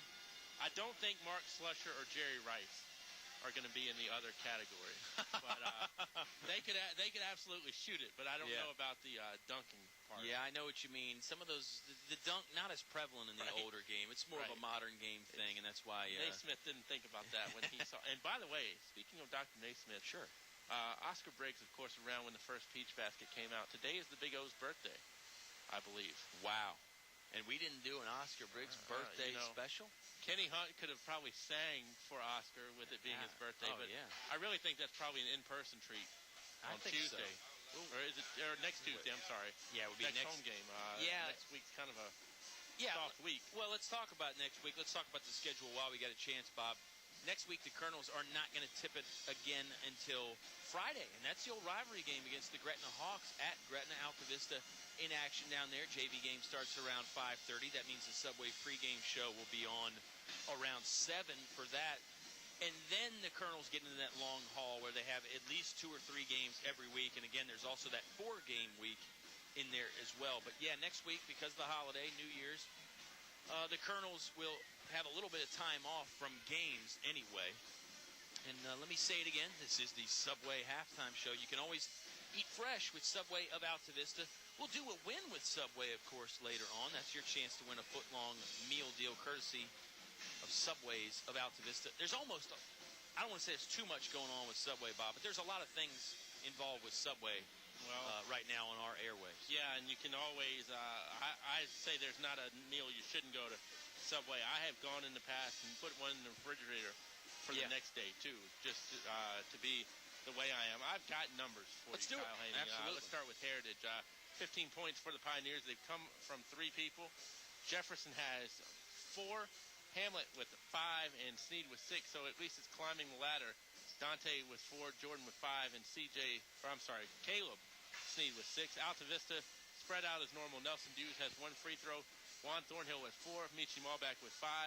Josh McClure, who I don't know if he's been a senior member of the Ryan Cook mid-range jumper school, but he has hit several good ones tonight, and even one from downtown. He has 7. Darius has 8, and Dimitri has 9. Of course, Demetrius has 9. Of course, always unofficial. And we will check and see if we can get those confirmed later, but I'm pretty sure the Twins are the ones that get me, because sometimes I can't read my own handwriting on D.E. Johnson or D.A. Johnson, but I can tell you one thing, Les Cam has seen enough of Johnson in the scoreboard. Well, and maybe that's the thing here is the third quarter is about to get underway from Altavista High School. Bob, maybe we haven't talked about the Colonels on the glass enough in this game.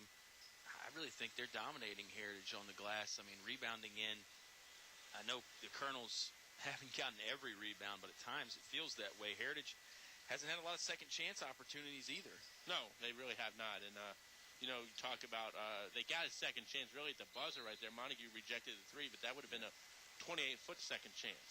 Right. So, I'll take my chances from Altavista with that. Heritage is going to start the second half going to our right, and they have the basketball. Colonels in the home whites on defense.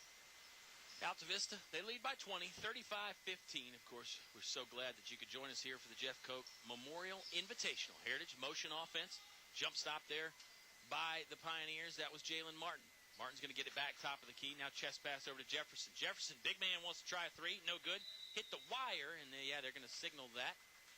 That stops play when it touches that support wire up there above the basket. You are correct. I'll tell you what, I am very glad I'm not a high school basketball coach, because I think I'd probably get nightmares 3 or 4 days before facing Altavista. They have so many weapons. But I think another good option, and I see Heritage kind of doing it, they're making the ball move on offense, which is making the defense move. Try to, wear them out subtly if you can. Maybe. I don't know. The Colonels are in such good condition. Right. I didn't say it was great. But, well, right. Yeah, maybe it's the best necessary evil or something along those lines. I don't know. Colonels with the basketball. Thornhill's got to go to break that 5-second count. He does. Uses the dribble, right hand, now starting towards the basket. Nice over-the-top pass to Darius Johnson. Johnson move inside. Shot won't go in. It's rebounded by the Pioneers. That's Dante Jefferson. Like the dark jerseys around the hole that time for Heritage. They did do a nice job clearing everybody out. Jesse Calloway stops in the middle of the lane. 7-footer will fall in for the Pioneers, so they have cut the deficit down. It's an 18-point Colonel lead now. McClure back on the court, and it's going to be a backcourt violation. Malbeck did not establish himself in the front court as McClure threw him that ball. And Malbeck goes over to Josh and says, hey, that was my bad. I was a little bit late getting over half court. So Michi going to take responsibility for that turnover. It's Heritage basketball with 6:30 remaining in the Select Air third quarter. Callaway driving. Soft layup won't go down. Rebounded by Demetrius Johnson. Johnson lost it momentarily, but Thornhill's there to scoop it up. Thornhill, one-hand bullet pass down low to Darius Johnson. Nice find by Juan Thornhill. Accurate passing as well. Gets it back to a 20-point Colonel lead. And my stats are off because I was missing a point there going into the second half, so very unofficial tonight. Snead, jump stop, fadeaway jumper, won't go down. Rebounded by Darius Johnson. Kicks it out to Malbeck on the outlet. Here comes Thornhill down middle of the court. Thornhill behind the back dribble, stops at the free throw line. Pass back to Michi Malbeck, and Malbeck fires it in for three. He was a good 3 steps behind the three-point line there, Mr. Alvis. Yep. Colonels 40, Heritage 17. Toes were probably closer to another line than they were. McClure, wow, block. Nice block by Josh McClure. And look at McClure racing down court, expecting another pass. Thornhill tried to get it to him. Tipped away by the Pioneers, though. It'll stay with the Colonels. They'll inbound underneath their own scoring basket. Yeah, McClure, we've been talking about the fifth Beatle, maybe. McClure is unsung, man. He is a great player for just a sophomore. You're absolutely right. And Juan doing the good job right there of reward the guy that made the good defensive stop. Sure. Or at least the idea was headed that way. Malbeck driving baseline, spin move, shot got blocked. There's Demetrius to collect the board. His shot won't go in. Rebound still loose. Now it's Demetrius again. He sticks it right back up. Demetrius with the hop, stayed active. Couldn't cash in on the first attempt, but stayed with it and got 2 more points. 42-17 7-0 lead. Run. Just like that. I mean, in the blink of an eye, too. Callaway, 3-ball, front iron, no good. Rebound comes off to the right-hand post, and Darius Johnson collects for the Colonels. Thornhill to Demetrius Johnson. Johnson, couple steps in the lane. Finger roll is good. Another basket for Demetrius Johnson. The run continues for the Colonels. They're up 44-17. Bob, you look down there at Heritage's bench to see if Les Cam was maybe thinking about a timeout. Not going to use it just yet. Well, I mean, I don't even know what you say at this point. It's getting to be that time for the Pioneers. Not a lot of answers. Nice backdoor cut by Callaway. Shot blocked away by Darius Johnson. Loose ball. McClure tried to get it, and he ends up going to commit a foul. I mean, I don't doubt there are things that Heritage could do better right now. I'm not saying that at all, but I mean, how much? I mean, Altavista's just playing like a team possessed, almost. Altavista is playing very good right now. I mean, we talk about how good the Colonels are. They're playing pretty good even by their standards. Little piece of gum out there on the court. Malback will do the honors and pick it up. Bring it over here to the wastebasket. Don't know if that was Michi's gum or not, but Michi, forever the sportsman. Yeah, he doesn't mind helping out. Jog back over here to get into defensive position. Heritage basketball, they're inbounding underneath their own scoring basket with 4:27 remaining in the Select Air third quarter. It's a 44-17 Colonel advantage right now. Callaway has it along the perimeter, volleyball line, one-hand pass over to Sneed. Sneed, right wing, going to drive with the left hand. Off-balance layup won't go in, rebounded by Josh McClure. Here come the Colonels the other way. Man, they get out in a hurry in transition too, Bob. Bounce pass over to Malback. Now they go baseline to Demetrius Johnson. Johnson, shot altered, fouled, headed to the free throw line. 4:07 remaining in the Select Air third quarter. It's a 44-17 Altavista lead. I'm out of words almost, and it's not because I'm speechless. That doesn't happen, but Altavista just doing so many things well tonight. Demetrius misses the first free throw right there. But tell you, Kyle, it is hard to find stuff to nitpick on the Jeff Cocke Memorial Invitational, a holiday classic, Christmas tournament, whatever you want to call it. It has been a very nice two games so far. Demetrius misses both free throws. Off-balance three-pointer put up by Jalen Martin. Won't go in. Colonels grab the rebound. Another one and done for Heritage. Altavista basketball. Thornhill in the front court, middle of the court. Bounce pass over to Malback, far sideline. Malback going to punch it over to Thornhill in the middle. Yeah, I mean, an extreme perfectionist, I'm sure Mike could find something that the Colonels have done wrong. I mean, Altavista hasn't hit every shot. They haven't grabbed every rebound, but for the most part, this has been a dominating performance so far for the Altavista Colonels. Turnover against Heritage. No, they're going to say McClure got a fingertip on it and poked it out of bounds. Basketball will stay with the Pioneers. Donovan Montague and Nelson Dews checking in the ball game for the Colonels. They will join Malback, Thornhill, and Demetrius Johnson. Michi Malback. Good point. We do need to clarify. Mateo is on the team this year as well. Spin move inside by Dante Jefferson doesn't work out, and Nelson Dews is there with the rebound for the Colonels. Montague just stayed between him and the basket and kept the hand up. I mean, didn't really gamble, and that's just good defense. It's what you were talking about earlier, good solid defense. There's a turnover. Jefferson had the ball momentarily, lost it. Callaway picks it up. Left-hand layup will go down, and he is fouled. So there's a bright spot here in the third quarter for the Pioneers. Nice turnover created by Jefferson. Callaway comes in to scoop up the loose ball. Makes the shot, and he is fouled. A few guys looking a little winded out there. Well, you mentioned the wind. I was just going to say, I think Malback and Thornhill have been on the court for every minute tonight, haven't they? Yeah, they haven't been out much if they have. No, been out at all. The Johnson brothers have rotated in and out some.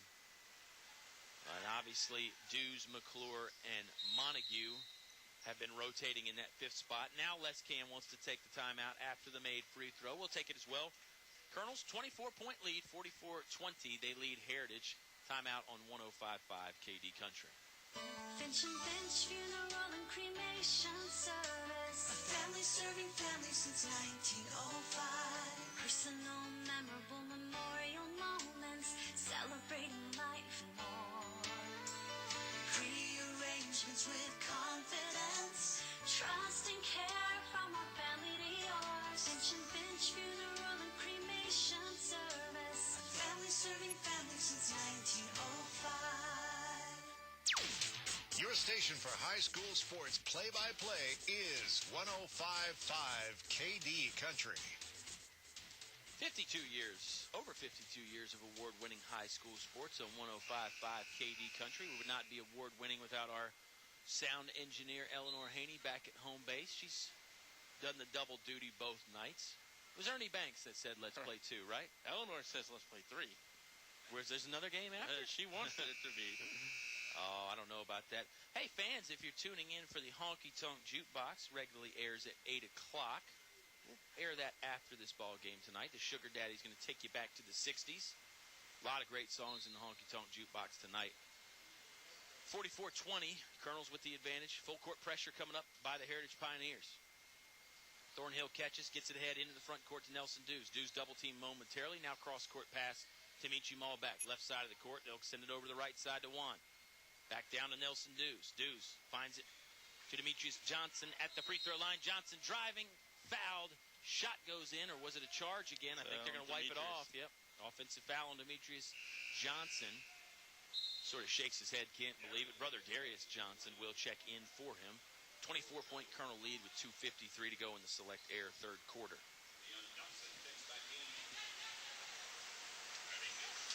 Heritage trying to get organized and get the basketball inbounds. Altavista, full court man-to-man pressure. Michi Malbeck guarding Callaway in the backcourt. Callaway had to work hard to get it into the front court. He just does. Boy, Malbeck is just all over him. Look at Michi. He will not allow Callaway any space. Callaway finally gets rid of the basketball. Nice look down low. Tracy has it on the low block. Shot won't go in. There's Jefferson for the rebound. Stick back won't go. Rebound still loose. Ty Tracy has another one. That one won't go. Basketball is flying all over the place, and you're right. They are really banging down low. Behind the back pass by Jefferson to Sneed. That won't go. And the Pioneers have it back again. Jalen Martin's shot won't go down. Finally a whistle blows to stop the madness down there. Darius, his third. Twins and Juan each had 2 at half. And Darius will check out with the 3 fouls. Fourth foul on the Colonels as a team. I was going to say they're winning that number 2, but not the right way. One against Heritage. 44-20 is the Altavista Colonel lead. 2:19 left to play in the third quarter. Heritage trouble on the inbounds, and they're going to say it's off of Altavista. And he was knocked into the bench there. I'm sorry, Kyle. It wasn't the best night for Robert E. Lee, but I think Jared Hatcher has got to look at it like a lot of coaches are that play Altavista. They're only going to make you better down the road. I mean, one way or another, it's going to, I think, make you a better team down the road. Yeah, absolutely. Robert E. Lee falls to Brookville in the first game tonight, but they lost to Altavista last night. Callaway with a nice drive here. Rebound comes down to Josh McClure from the Colonels. He has it banged away and fouled. But, getting back to Jared Hatcher and Robert E. Lee, they've got some nice pieces. They've got some young guys that have size. They have some guys that can shoot. They have some guys that can handle. So if they can get better down the stretch, they're going to develop into a very nice basketball team.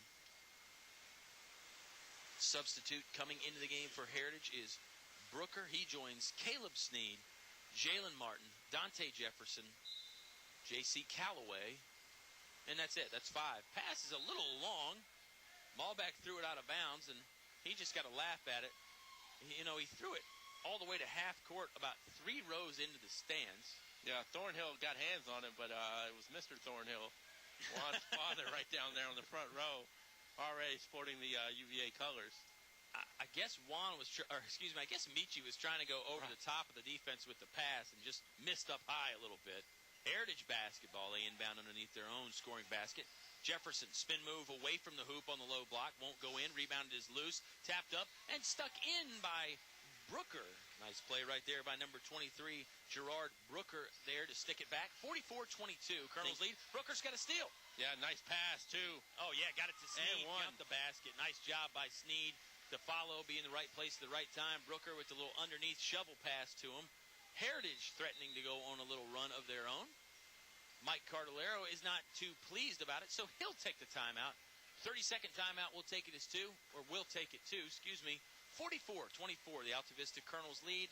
1:45 left to go in the third on 105.5 KD Country. We are Physical Therapy Rehab Associates of Central Virginia, Timberlake Road, Lynchburg. Self-referral to physical therapy with or without doctor's referral. Rehab Associates physical therapists have advanced degrees in specialty orthopedic care from head to toe. Rehab Associates of Central Virginia can help take away your pain and return you to normal activity. We are Physical Therapy Rehab Associates of Central Virginia, Timberlake Road, Lynchburg. Our goal is your success. Here's more award-winning high school sports with Kyle and Oscar on 105.5 KD Country. 44-24, the Altavista Colonels lead, believe it or not, has been cut into. If you joined us late, it's been all Colonels all the time, really. It was 5-5 at one point in the first quarter. Then Altavista raced it out to a 15-5 lead. 20-plus lead at halftime. It's been as much as 24 so far here in the third quarter. Free throw, no good. McClure tries to save it in. Now Nelson Dews has to save it on the sideline. can't. It's going to be Heritage basketball again. 141 remaining in the Select Air third I quarter. think these are things you're going to have to guard against this year when Altavista gets that big number. And just human nature, like we've talked about many of times in the past. Juan gets another foul. Yeah, Thornhill gambled for a steal there. His and just third. ran into the body, Jordan Hamlet. Maybe this isn't such a bad thing for the Altavista Colonels. They have a couple guys with 3 fouls. Maybe it's time to learn how to play with foul trouble again. Thornhill's going to stay out there. I think one official thought that the official near the table was going to help him out and give the foul. He did not, so the other official far had to come over. I mean, it was fairly obvious, but still, you've got to signal it. Yeah. At the table. That's true. It may be obvious, but it's not a given. I mean, the guy, the official scorer can't make the judgment himself, even if everybody in the arena knows who it was on. Oh, nice up and under layup try by Dante Jefferson. Won't go in. One Pioneer got bumped to the ground. That was Sneed. Here comes Thornhill the other way. Oh, one-handed pass from Malback back down to Thornhill. Juan can't get it to go, but that's because he was fouled. So Juan's going to head to the free throw line and shoot 2 for the Altavista Colonels. Martin on the foul. I think that's his second, if I'm not mistaken. It's only 3 on Heritage as a team. And, even if you're Altavista, you're up big. You're up by 21. Maybe they have to start looking at making a game within a game, too. Obviously, you want to hold the lead, but, and I don't know what these fictitious games within the games are that I talk about, but you're a former coach. Maybe you can tell me. Well, I mean, I think second free throw no good from Thornhill, and the Colonels throw it into the backcourt, so that'll be a violation. Heritage basketball. No, I mean, it's a thing where even if you have the lead, Coach Cardellaro could say, hey, next 2 minutes, I want to win the next 2 minutes by 4 points. Right, right. Or don't let them score in the next 2 minutes. When you got a stifling defense like the Colonels, that might be a good goal. Hey, don't let them have a bucket in the next 2 minutes. I mean, you're not playing horse out there, but, just something to – not playing that game either. So it's a 3-pointer from Heritage, Jordan Hamlet, as Michi does the gentleman's thing and fixes the net. 45-27, Kyle. And, Doug Dowdy of the Roanoke Times, big football writer, always puts out his list of 100 best high school football players. Juan made that list at number 20 this past week. And what do you think he was listed as? Athlete. Exactly. So, I mean, that does give you options. Certainly does. Malback slashing to the basket, then he dishes it off to Nelson Dews, who decides to pull it back out on the perimeter. Demetrius Johnson has it now. Was that just a good guess, or did you see the article? No, I didn't see the article. I'm a smart guy, a lot smarter than you give me credit for. Dews fell down. Too many steps there. He wanted to pass it away. Montague's going to run in there and help him up, make sure he's all right. Going to be helped up by Dante Jefferson as well. Yep. I think Nelson might have turned the ankle just a little bit there as he hit the deck. We got 30 seconds left to play in the third quarter. It's a 45-27 Altavista lead. Turnover there by the Pioneers going to send the basketball back to Altavista. It's funny, we talk about Les Cam and the connection with Roy Robertson and Hillary Scott. If you watch Coach Robertson over at Easy Glass and you watch Coach Cam at Heritage, best friends, but 2 totally different styles of coaching. Coach Robertson more like that Coach Cardellaro, emotion on the sleeve. Coach Cam, very laid back, kind of the Phil Jackson, I like to call it. The Zen master. Yeah. Malback dribbling at half court, just a few steps in front of the half court stripe. We're down to 8 seconds, 7 seconds. Montague's going to pop out and give him a screen. Pickpocket there. Taken away by Harsley. Harsley's shot wouldn't go in, and there's the final buzzer. Altavista Colonels, they've got the lead, 45-27. One more quarter to play on 105.5 KD Country. No one knows trucks like we know trucks. Come see us and you'll agree. From small to tall, we've got it all. Highview Motors, GMC. Come on in, bring the family, see your friends at Highview Motors. Highview Motors, GMC. From small to tall, we've got it all. Highview Motors, GMC. More live high school sports action on 105.5 KD Country. Altavista High School is the site. The Altavista Colonels up 45-27. I am Kyle Hoehne. He's Bob Alvis. Final quarter of the top to bottom. Yeah, this really is a deep team, but it's interesting in the fact that those big 4 aren't going to leave the court very much. Those 4 seniors. But they do have plenty of options they can go to. Lob pass inside to Darius Johnson. Johnson spins middle of the lane. Shot won't go. Brother Demetrius with the board. Sticks it up and in. The brothers Johnson combining to do some damage on the inside for the Altavista Colonels. Back up to a 20-point lead now, 47-27. 47-27, like you mentioned. It's a 20-point game. And Heritage almost a fall-down shot there by Jefferson. Yeah, Jefferson. He did fall down. Yeah, and he got hurt on the play as well. He threw the basketball up to the basket, but he came down awkwardly on the knee or the ankle or something.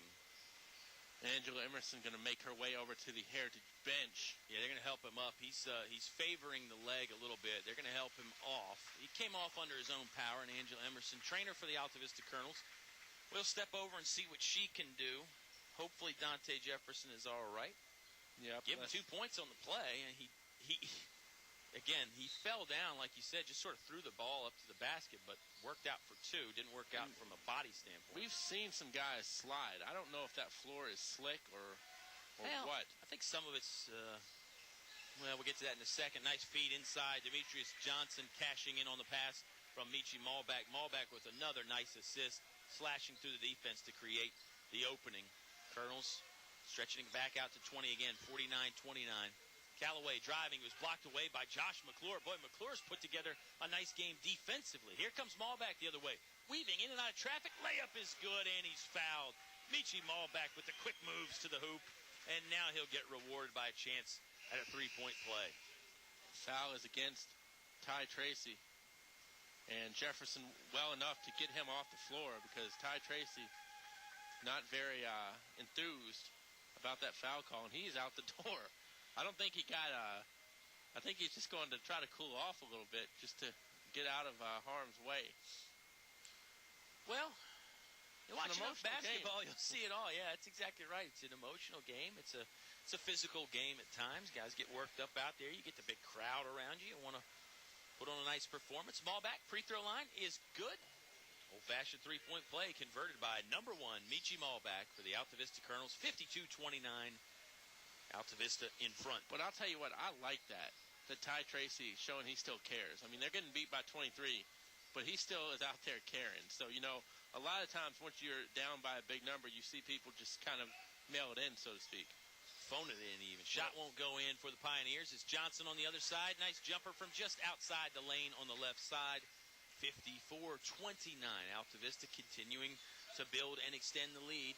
Do you think they'll come up with the term texted in? I think we just invented it right there. Three-pointer no good for the Pioneers. Shot by Martin won't go, and it's Thornhill on the rebound. Here comes Juan bringing it up the court. He's got options. Dishes to McClure. McClure, left wing, fires for three. Won't go down. Trying to track down his own board, but he can't. That's Caleb Sneed from the Pioneers with it. He'll pull up. Free throw line jumper. No good. Thornhill with the rebound. Thornhill, 2-on-1 fast break over to Darius Johnson. Darius lost the handle momentarily, but regains it.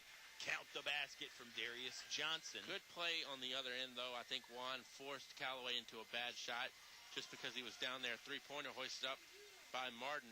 That'll go down. I think Juan he thought he was going to get the charge, and Callaway pulled up with a bad shot. Heritage. Steal on Michi Malbach. Thrown in the corner again. Jalen Martin again. Back-to-back threes. Hot hand. From really the same spot almost. 6 points. In just a matter of seconds, Colonels trying to break the full court press. 56-35 now. Those three balls have cut into Altavista's lead. Thornhill over to Johnson. Johnson had it blocked away by Dante Jefferson. And here come the Pioneers going the other way. Think he's okay. I think you're right. Hamlet puts the shot up. No good. Strange basketball here. Hamlet gets the miss and follows it up with some points. This is probably not the textbook affair that both coaches want right now. And you hear Coach Carlero imploring his guys to slow it down. Johnson brothers didn't hear the instructions, though, as Demetrius over to brother Darius for 2 more points. Well, I don't think Heritage is going to fuss too much about that last sequence because they were getting points out of the ordeal. They'll call a timeout, full 1-minute break. We'll take it as well. Step aside here. Colonels lead 58-37. It's all live on 105.5 KD Country. Is there a painting project on your to-do list? English's Home Center has added an additional line of paints. English's features Pratt & Lambert Lifetime Warranty Red Seal Exterior Paints. Choose from hundreds of stunning, beautiful designer colors. Pratt & Lambert interior or exterior paints. Value price to save you money. Pratt & Lambert paints. Never compromise. English English's is your complete home center. On North Main Street, Altavista. Unfortunately, I have some bad news. How bad is it, Doctor? We've done all we can. Your heat pump's not gonna make it. Oh, no. Honey, it's going to be okay. We'll call Select Air Mechanical and Electrical, 332-2600. With over 60 years experience, they'll have us comfortable again in no time. I recommend Select Air to all my patients. Call 332-2600 or visit selectairmechanical.com. They can handle all your home comfort needs, and they're an authorized trained dealer. It's hard to stop a train. Back to the press box for high school sports on 105.5 KD Country. Colonel's back in action after this one on Friday at Gretna. And we've still got 4:48 left to play in the Select Air fourth quarter here. Heritage basketball. Callaway driving against Malback. Think they're going to whistle Malback for the foul. Callaway really just muscling his way down. Yeah, both guys were giving and receiving right there. 'Tis the season, though, Bob. Right. Malback really never, I guess he never had his feet set in head position. Like you said, Callaway just sort of muscled him down. Be 1-1. 17 foul on the Colonels.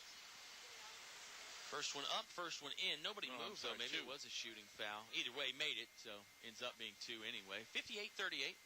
Colonels with a 20-point lead. 4:43 left to play in the Select Air fourth quarter. Second one does go down, and like I said, if you're looking for the Honky Tonk Jukebox, if you're looking for music, it'll be on after the Subway post-game show when we get done. McClure catches and is fouled in the backcourt. It's on JC. 15 foul on Heritage. Callaway's got at least two or three. Staying out there, though, right now. Joining him on the court is Cameron Harsley, Jalen Martin, Gerard Brooker, and Dante Jefferson on the court right now for the Colonels. Number 1, Michi Malback. Number 2, Juan Thornhill. Number 3, Donovan Montague. Number 5, Demetrius Johnson. Number 30, Josh McClure. And Coach Cardellaro whistles for a timeout to save the possession. Let's just keep it here. We just took one. I think it might be a short timeout anyway, 30-second variety. 4:33 left to go in the game, Bob Alvis. Altavista up by 19, 58-39. Maybe that disturbs you a little bit if you're an Altavista fan, that the lead hasn't grown. It's actually shrunk a little bit. I mean, Colonel's still firmly in command, but you'd love to stretch the lead out if you could. Pep Band got some rhythm, or not rhythm, but some movement. So yeah, some pep. They've got some dance moves that they're incorporating over there. It's all part of the great atmosphere here at Altavista High School. We talked about the light show. We talked about the great voice of Kenny Hunt, who gets everybody excited with the PA work. And the pep band is, like I said, just part of that. They make it fun, and it's again, a very nice atmosphere. I'm going to call it the best atmosphere around for basketball.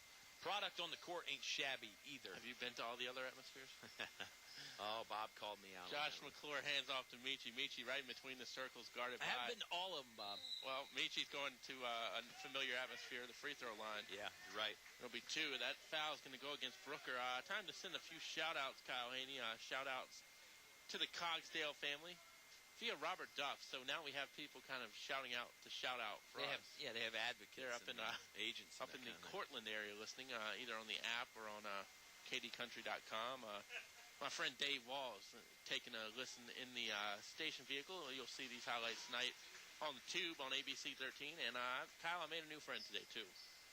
Sean Abel, the assistant around here to Mr. Everything Dean Hubbard. And I'll tell you, Coach Abel, who coached baseball up at Rockbridge County, he coached in the college, Realm as well. That guy's got a family tree. Yeah, he does. His dad is the baseball coach at LC, longtime LC head coach Percy Abel. His uncle is, of course, the head football coach at Washington and Lee, former Amherst coach. Colonel's going on the offensive end. They lose it. Harsley loses it. Now it's stolen away.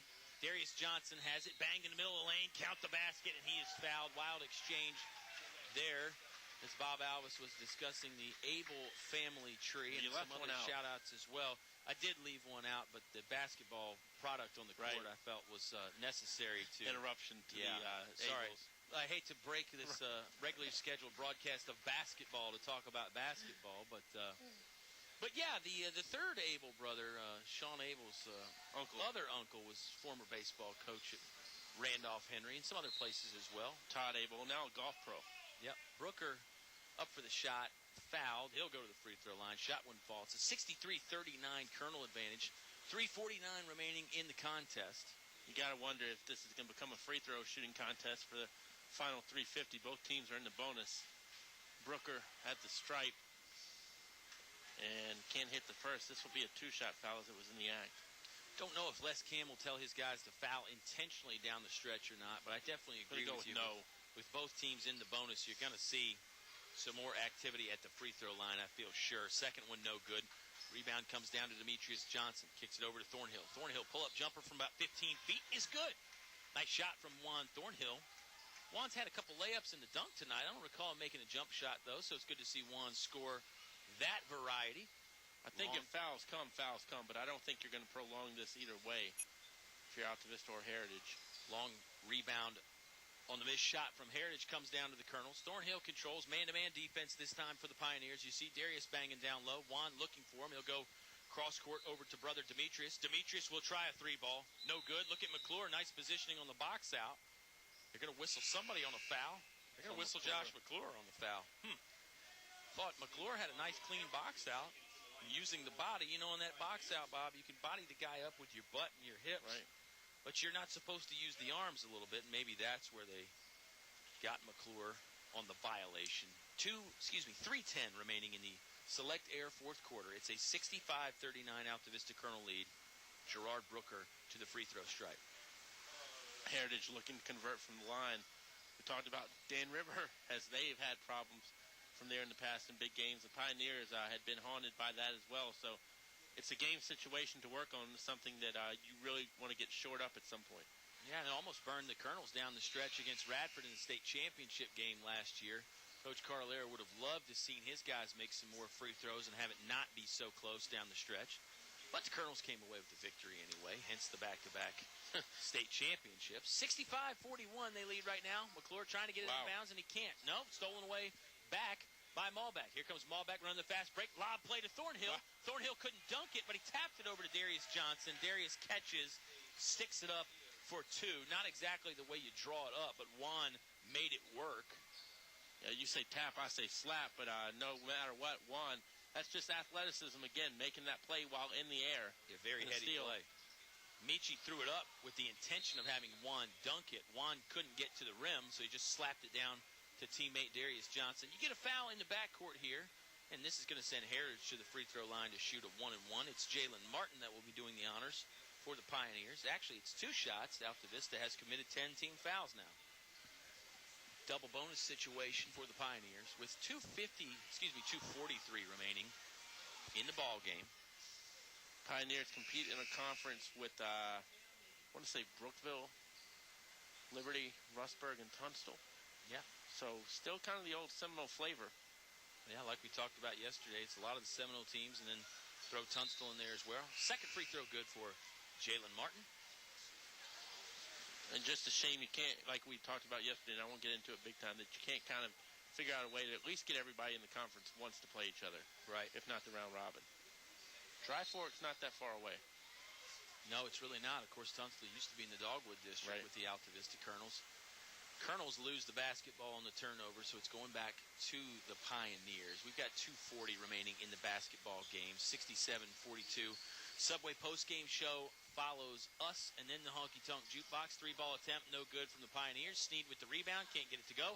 Darius Johnson finally collects and clears for the Altavista Colonels. Here comes Thornhill in and out of traffic. We had one question on the Reach app about best coach in the area. We had one question about best Colonel dunker on the Reach app. Still time to get in on that. We'll ask you your player of the game pick later on. Fadeaway jumper from Darius Johnson is good. He's going to have to be in the running for that player of the game, Bob. Oh, high arcing shot, from J.C. Callaway will go down. And he'll go to the free throw line after being fouled. Sent the rainbow up and over the defense and off the glass. I don't know if that was on McClure. If so, I think that would be 4. Colonels look like they're going to... Doesn't matter. Yeah. Starters coming out for Altavista, for the most part anyway. Yeah, actually all 5 are going to come out. 5 fresh faces. Hockey-style line change. You get to see the first action for a lot of these Colonels. Mateo Malbeck is in. Chancellor Mormon is in. Jordan Witcher is in, Donovan Montague is in, and Daquan Poindexter on the court as well. There's your 5 for the Altavista Colonels. Montague, the only one, I believe, Bob, that has seen action in the game prior to this. Actually, I know it for a fact. Some more changes for Heritage. You're saying tonight or just period? Tonight. Okay. Tonight. I'm sorry. Yep. Montague's the only one that's been in the game tonight prior to this. Cross-court pass. They get it to Jordan Witcher. Witcher back to Mormon. Mormon with a little head fake. Got some new faces for the Pioneers that we'll identify here in just a second. Under 2 minutes to play in the ball game. It's a 69-45 Colonel lead. Poindexter in trouble. Had to get rid of it to Mateo Malback.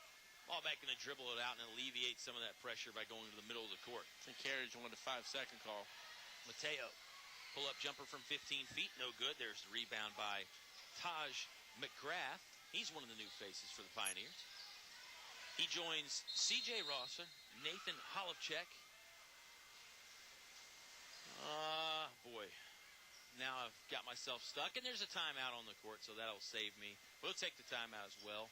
69-45, Colonels lead late in the game here on 105.5 KD Country. If you're like me, life changes, and that brings up financial questions. I'm Vivian Brown of First National Bank, and we're excited to offer a new financial answer center that will help you better understand your own needs. It covers various financial topics, offers free quick guide, and if needed, access to a First National Bank employee. So go to our website at 1stnatbk.com and take a look at the new Financial Answer Center. It's a smart resource that could help you bring home more bacon. First National Bank, member FDIC, equal housing lender. Your high school sports station with award-winning coverage on 105.5 KD Country.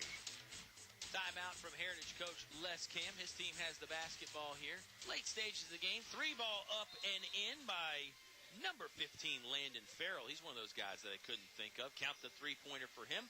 69-48 is the Altavista Colonel lead now.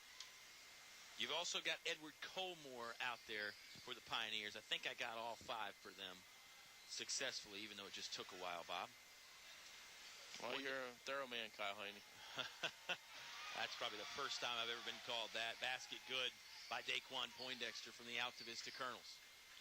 Troy Harris's JV group will be in action next week, too, as they get a little time off with the Christmas tournament. Yeah, they're 1-0 on the season. Just the one win against Goochland. 31-30 was that score. C.J. Rosser driving, fouled. He's going to go to the free throw line. And shoot 2. Making you wait for the honky-tonk jukebox. No kidding. We'll have a Subway postgame show, too. 71-48. The results are in partway for our best dunker from Altavista question. Everybody's getting some votes. That's interesting. We kind of thought Juan Thornhill would run away with it. Right. They're sort of scattered around, and some people think that their favorite dunker is not listed. So I wish we could have a write-in or a text-in vote for that, because I would like to know You can post it to our Facebook page if you want to. So, yeah, take Bob Alvis' advice. If you know of somebody else that's a great dunker in Altavista history, text it to the KD Country Facebook page. May even talk about it next game. We're down to 35 seconds left. Montague controlling with the dribble for the Colonels. I have a feeling Altavista probably just wants the end of the game to be here and run this thing out. Coach Carlero's not going to mind if these guys score. Can we tell where these votes are coming from, by the way? I just wonder if Manhattan is stuffing the ballot box. Maybe Jay Rosser is getting his friends to stuff the ballot box and say, it's Jay Rosser, the best dunker of all time. Steal at midcourt for the Pioneers. Rosser goes up, count the basket, and he's fouled in the act. 10.8 seconds left there. So referees blow the whistle again. Altavista's been over 10 team fouls for a while. This one will be a one-shot, though, because it comes at the end of the made bucket. Now, the next game I will be with you, Kyle, is January the 9th, which is Nelson County here. And people always talk about there was a dunk that Brandon Garrett had when he was, I think, at Bridgewater or Perry McClure, one or the other, where he did a tomahawk. And if you see Coach Garrett now, nothing against it, but I can't get the visual. Clock winding down. We're at 2 seconds, 1 second. There's the final horn, and the Colonels get a victory. Big win over Heritage, 71-52. Subway postgame show on the way when you come back to 105.5 KD Country. It's cold in here. Will your heating system keep you warm this winter, or will you spend a cold evening shivering under the covers? Have your heating system inspected today by Tyree Little's Heating and Cooling. Kent Tyree has over 20 years experience and specializes in heating, air, plumbing, and electrical. Licensed and bonded. Call for an appointment today. 309-2266. 309-2266. Tyree Little's Heating and Cooling. We're back at Bug Motor Company, 3 miles south of the airport in Lynchburg, and we're talking with James Duranzo, the manager of Bug Motors. Thanks, David. This is James, and I wanted to tell you guys about an awesome program that we just started. It's our first-time buyer program. You're guaranteed as long as you can prove your income and that you can afford the payment, we can get you in a car as low as 10% down here at Bug Motors, and we are the Super Truck Center with over 40 trucks to choose from. Don't wait too long. Come on down to Bug Motors and get a deal today. There's just one place where students are students first, and athletics are played with purpose and perspective. That place is your local high school. High school sports offer more than the joy of competition. Studies show that student athletes in Virginia are also likely to enjoy greater levels of achievement in other areas of their lives, including academics. High school sports, a winning part of a complete education. Brought to you by English Construction Company, with offices in Lynchburg. Now back to the action with Colonel Sports on 105.5 KD Country. Altavista getting it done over at the Pioneers tonight from Heritage, 71-52. Bob Alvis back with you here from Altavista High School. Colonels will be back in action on Friday when they hit the road down 29. Just a short little drive to Gretna, and it should be a good one. Kyle Hoehne will be back on the call for that one. And Kyle, tonight you had a lot of good calls in terms of Altavista buckets. The offense is getting it done early in the year. No kidding, Bob. And the thing that impresses me, and I'm sure you'll agree with this, is they're scoring in a lot of different ways. You know, they're scoring on the perimeter with the three-pointers, scoring with the mid-range jumpers. They're scoring driving to the basket. They're scoring on post moves, rebounds, stick backs. It's tough to defend. You know, when you can say, hey, this team's got a great three-point shooter, let's take him away, make them do something else, that's a little bit easier. But with the Colonels, it beats you in so many different ways. It's incredible. Pick your poison. I mean, you know, which way do you want to go down? Do you want the firing squad? Do you want lethal injection? Yeah. Which way? And they score off turnovers, too. That's the other thing. The Colonels' great defense creates a lot of turnovers, leads to those open runouts, those open looks at the basket. It's impressive to watch Altavista. 19-point victory here today. Brookville won over R.E. Lee in our first game. That was a lot of fun, Mr. Alvis. Subway, always a good time. You can eat fresh. Still with the $2 meatball marinara. Right, exactly. Cold cut also. Absolutely. Is $2, and I'll tell you, it's two good subs. You get one cold, you get one hot, and you got great food to take you through a meal or two. And as you always like to say, Mr. Hoehne, so many options. I mean, you can get the salads, chopped salad, I believe they still take care of for you. The flatteases, the regular pizza. Just a lot of good options down there at Subway. You can go healthy with the apples. The only wrong option is not opening the door. I love that. Bob, I think you invented that phrase or something of the like. Right. You know, the only wrong option is not going, and it's so true. Subway of Altavista. Now you can beat the traffic ordering online.